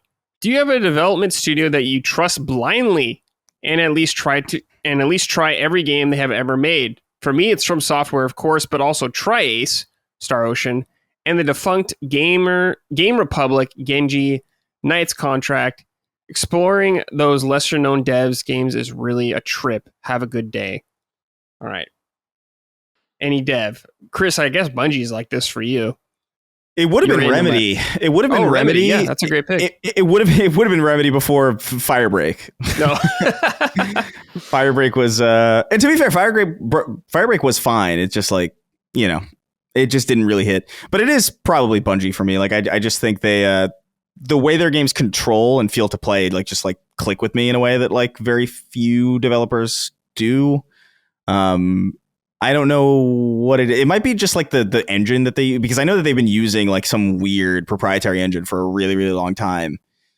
They used to, like, I know Blam for Halo, and I think like shifted to like this modified version of it called Tiger. And I think Tiger is still what Marathon's being built on. But like, yeah, man, I don't know. Like they got me into pretty much every genre. I wasn't that into first person shooters before until I played Halo. Like I played a little bit of Doom and I was like, I played a little bit of Medal of Honor. I played like Rising Sun and Frontlines, and I remember being like, yeah, this is fun. But like, yeah, it was Halo and Halo 2 that really was like, this is different. Yeah. And the same thing with MMO kind of looter shooter stuff with Destiny. Like I was kind of into Borderlands, but I was into Borderlands more because I just thought it was like a weird, like I liked the look of it. And I already liked first person shooters before. but I didn't care about the loot in Borderlands really that much. Like, which is crazy to say. Like, I know, but like, it wasn't really that big of a. I just like playing a game with friends. But like, Destiny was like, oh, Galahorn, like what the fuck? Like they know how to get me into genres that I normally wouldn't try. And same thing with Marathon. Like, I remember playing Marathon. I was like, I might not like this, man. Like, I don't know extraction shooters really all that well, and I got sucked. Like, I got sucked in 40 hours to that alpha, and I was like, this is good. I'm into it. So I mean, they have a bunch of issues. Their management has been shit for the entire time that they've existed. It's almost a miracle that they made 5 amazing games in a row under the management structure that they had, because it's really bewildering. But they have something that just works for me. Yeah. I don't know how much longer they'll have it, but for now, it still seems like it's going relatively strong as far as like what they have that makes me want to play their game still. Micah, what about you? I think the only one, because at first I was gonna say like CD Projekt, but I didn't want to play Cyberpunk because I'm like, I don't want this. Make more Witcher stuff. So that's a lie. I'll go with Warhorse, who makes the Kingdom Come games. They've only made 2 of them. I've played them both. And whatever they make next, God help them if they do anything that's not medieval, I'll play it. So as of now, that's the answer. But I'm like, if you don't make another fucking medieval game, I'm gonna do something to your house in Minecraft. They're gonna pivot really hardcore just for you. Please don't. Please. Nothing. This isn't a knock against Cyberpunk. I know that people love it, and I'm so happy for you, truly. But all I can think of is like, we lost how many years to making more fucking sorcery shit. Give me sword and sorcery any day. Any day. Like, fucking shove that right up my ass. I want all of that. Okay, I don't want cyberpunk shit. I don't want it. You know. So you're more fantasy oriented, I take it. Bro, fucking throw a fireball right at my face, dude. Like, fucking yeah, I love it. Need it. Cyberpunk fucking. You know, I was so disappointed. I can't tell you how disappointed I was when that game was announced, because I was just like, I do not want this. I get it. Stop. I get it. Where's The Witcher? Yeah. And it doesn't even have to be The Witcher. It doesn't have to be Geralt and Ciri. You can be done with it. You can be done with that. They're not. But like, you could have been done with that if you wanted to be. I'm just like, this is so good, dude. It's so good. Because when you talk about fantasy slop, and it does exist, but I'm like, bro, this is fucking the creme de la creme. All right, this is peak. Witcher 3 is the least I've ever felt fantasy slop in a fantasy game. I will say that. God, like, it feels that game so much. It feels more like alternate history with like magic in it than fantasy slop to me. Which is okay, good. Well, it's actually super interesting you say that, because I've plugged it numerous times, but Andrzej Sapkowski, the author of the Witcher books, has a secondary series, and it's the Hussite trilogy. This series, though, is incredibly grounded fantasy. It is like an alternate take on the Holy Wars, where what if there were a couple sorcerers helping? And it's incredibly grounded in reality. And a lot of it is about military strategy. It's also hysterical. The man is really funny. Like, it's unexpected. Like, he's so funny. But it's like very grounded. And reading that series after reading the Witcher books, it was just interesting to see another facet of something he created. But it was that vibe of like, it feels like a straight up like book about war, like a straight up war story. There happens to be a wizard on one side. It's just very interesting how he did that. And that is, like Witcher 3 feels like that to me. I love Witcher 2 as well. God, I need to play the first one someday. Please port it forward. I'm begging you. Yeah. But I bet that's a wild game to run. But I don't know, man. I get it, because there's certainly some developers where I'm just like, man, you know what you're doing here. I don't know if I need you going off the reservation, really. If Bungie's been sticking to sci-fi their entire time, and I think that's good. Like it would be cool to see them try something else, I guess, but like I would be less. I don't know. There is something about the way they do it and the way that CD Projekt Red does fantasy. Like, I think CD Projekt Red does fantasy a little bit, like, better than they do sci-fi, personally. Like, I like Cyberpunk quite a bit. Like, I think Cyberpunk 2077 is great. But, like, I'm less interested in that sci-fi world than I am in The Witcher. Even though I finished Cyberpunk and I haven't finished The Witcher. I can't, I don't know. Something about it. I like The Witcher universe a lot. Yeah. I just always get like 20 hours in and then I get pulled away and then I come back and I'm like, I don't remember what the fuck I was doing. Let me restart this. I've restarted The Witcher. It's too late. I've restarted The Witcher like I think probably like 5 times. Dude, don't restart. Just play. Man, because I forget. You don't have to remember. You'll just get into it. You know, like I played the game through like 2.5 times. You know, like you just get into it. You'll be fine. You'll be fine. Just don't restart. That's the Colin talking. Don't do that. I know, it probably is the Colin talking. For me, a dev, of course, from software, whatever they're doing, I'm interested in. They've been killing it since 2009, pretty much, regardless. I'm curious about Duskbloods being a Switch extraction type game on Switch 2 only. Wait, it's an extraction Brad, game? we gotta link up and play I believe it kind of is. Yeah, of course. That's interesting. I believe it is. That's crazy. Yes, their take on that is going to be very interesting to me. So we'll see. Yeah. But yeah, I'm always in for whatever they're doing. This is from Chris banging ladies wearing a Green Goblin mask. Oh. Hello, chaotic blunt rotation. Can someone explain the legal rigmarole between Xbox and their former deal with Insomniac? How is it remotely possible that PlayStation can get Forza, Gears, and now Halo before Sunset Overdrive? It's crazy and doesn't make sense. You think Microsoft will be jumping to try to get that game over to the PS5 or even the Switch 2? So what's the holdup? Also, Xbox not including the multiplayer and campaign involved means they have something live service planned, but I can't prove it yet. Dope staring face kind of day. All right. Yeah. Sunset Overdrive. Part of me just feels like they don't even think it's worth it. Yeah. Yeah, that's it is crazy to frame it this way because I'm like, oh yeah, it is kind of wild that like that Sunset Overdrive is like the last real Xbox exclusive in a lot of ways.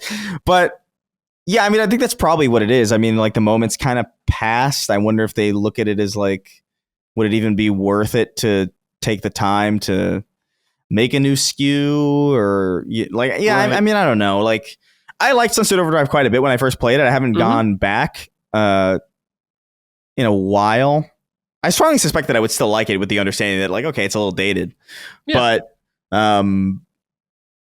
yeah, there is something weird with that deal for sure. Yeah. Because like I as far as I understand, they own the publishing rights to the first Sunset Overdrive, but I don't think they own Sunset Overdrive as an IP. I could be wrong, but like there's like some weird shit. If it's not that, it's something like that, where it's like like even if Insomniac wanted to make another Sunset Overdrive, it would be weird because they wouldn't be able to do anything with the first game. So it would be like I don't know. It's some weird bullshit. So there is definitely something going on with the legal bullshit behind that game. Somewhat similar to like what I believe is behind Bloodborne. Where it's just like there's some weird, there's no good reason for that game to not exist in a modern playable state. Right. But I just think Sunset Overdrive is just low priority. Really. Yeah, I think it is. Because like I enjoy that game, but I think it is just low priority, sadly now. They did port it to PC at least, which is good. Yeah. But they're in Marvel Land right now, so I don't think they have any intentions of doing this right now. I'd be all for it though. If they did. Micah, any thoughts on this? I'd rather that they bring over the classic Rise Son of Rome to PlayStation. That's what the people are clamoring for. Yeah, right. Yes. That's what everyone wants. That's right, yeah. But yeah, I liked Sunset Overdrive. I liked it a lot. It'd be cool to see it go to PlayStation just for more people to play it. Because I liked it. I thought it was good. It's not like Chris, though. It's not something I have like, oh, you know what? I have a hankering to play that. I'm going to go back to it. I liked it. The whole concept though of like the constant motion does start to get for me, it's like I'm getting a little sick of the constant screen rotating around, and it's like it's just very hectic. Sure. And so it's something you have to be in the mood for.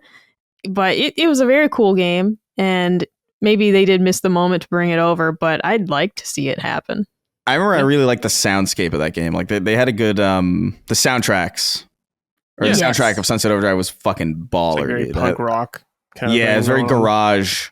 Like a lot of fiddler and stuff like that. It was just like, this is good shit. Yeah. All right. This final write-in's from Isaiah Sommers. Howdy, fellas. Lately, I've been dedicating my gaming time to fully experiencing entire series like Batman, Arkham, and Red Dead Redemption. As game prices continue to rise and the time commitment to finish them increases, I found it worthwhile to dive into my backlog and revisit titles I haven't played or ones that may deserve a revisit. I've started applying a new method to enhance my gaming experiences when life doesn't have time for a gaming session. Whenever I immerse myself in a game series, I also try to seek out related films, audiobooks, or other media tied to the game. Currently, I'm replaying Red Dead Redemption, and when I'm not engrossed in the game, I'm adding classic Western films to my watch list, from John Ford to I always forget how you say his name. Sergio Leone, that's it. Yeah. To Quentin Tarantino and even John Hillcoat. I've been soaking up all things Western, which really connects back to the essence of the games I love. It's captivating and keeps me engaged in the genre without pulling me away from the game. I'm itching to jump into Ghost of Yotei, and with the plan to explore some Akira Kurosawa films that I haven't seen yet. I'm curious if others have used games as a method to explore new works of art, which drives these games developers. Which game series, if any, has expanded your appreciation for film, TV, or literature? Any genres open up because of a game series? Actually, a good question. Yeah. Trying to think. This is a Hogue question because I think it was a Constellation episode where Hogue explained this is exactly what he does. Oh. Like he will, when he's in the mood for a genre, he will seek out movies related to it, shows related to it. He does like to build for himself like a curation of the theme this month is Westerns. Yeah. And it's like, it's just classic Hogue. And I love that he does that because it's just really cool. I kind of do the opposite, though. I tend to, like, the book I'm reading right now is about society in, 1850s New York, and I'm playing a JRPG. It's Society as I Have Found It by Ward McAllister. It was in the Gilded Age. It's a whole thing. Anyways, but so I tend to do the opposite. I don't want to oversaturate with a theme, because I feel like it's too samey or that I'll get details confused. I don't want to get the details confused because I'm into two different Westerns right now. So instead, it's like, well, these things are so distinctly different. I simply won't get a storyline wrong from this thing to this thing. It's like they're completely separate. Mm-hmm. Yeah, I do the same thing, actually. I kind of like, I don't like to absorb myself in too many of the same types of things because I feel like the wires get crossed or maybe I worry too that I'll burn myself out on it specifically. Like if I was like playing Red Dead 2 and I was also watching all these Westerns, I feel like I would have burned myself out so quick. And I know I'm prone to doing that. I'm prone to burnout like that. So like I just avoid that. There's some exceptions. I think like when I first played Dead Space, it got me really into horror. For a solid few years. But that was less about like, oh, I'm playing this game, let me absorb, and it's more about like, oh, I like this, let me see what else is there. I remember I tried because I was too much of a baby before that for some reason to try. Like Resident Evil 1 scared the shit out of me when I was like a child, and I was like, I can't be doing this shit, man. Like it's scared. Like that first zombie around the corner like really fucked me up because that hallway looked exactly like the mezzanine in my building when I was living there at the time. So I was like, really? This is not cool, man. This is fucked that this exists. But and so it took a while for me to get into horror. But yeah, I think generally I try to devote all my time in that genre to whatever it is that I'm focusing on. So if it's like, unless it's like unless it's two games at the same time that are like, here's a multiplayer first-person shooter, and then here's a third-person multiplayer game that happen to have the same kind of, oh, they're both sci-fi or whatever. Like that, I don't necessarily mind. But like, I'm always bewildered by people who can do that with video games, who can like, oh, I'm playing Ghost of Yotei and Elden Ring and other similar kind of like third-person kind of action melee games at the same time. Like, I don't know how you do that. That's crazy to me.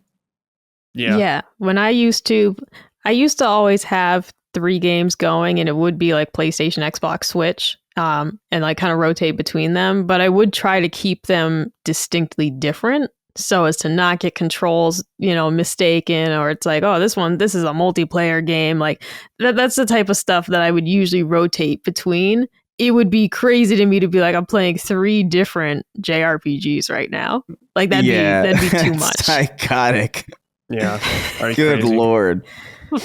Because even like right now playing Tales of Xillia and Dragon Quest, well, one of those is turn-based and the other one is like you're running around attacking people. They feel completely different to play, and then one of them's very modern, the other one's very old-timey, like story-wise, I mean.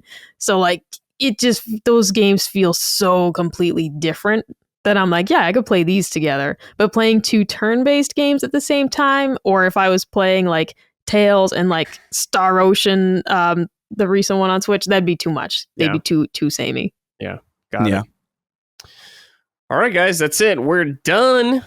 Thank you both for joining me. Greatly appreciate it. Christopher, Micah. I don't know why I called you Christopher. No one called you that. It was like my parents. Yeah. Chris. He's in big trouble. Yeah, big trouble. We heard you've been griefing on Arc Raiders. Yeah. Not yet. Not yet. But yeah, we're out of here unless you guys have any final thoughts or anything you want to say before we leave. I've been thinking it the whole time. Chris, did you see the new Kit Boga where he's calling a guy crisp? What are you saying? What is the sentence that you just said to me? You know who Kit Boga is? I don't know who Kit Boga is.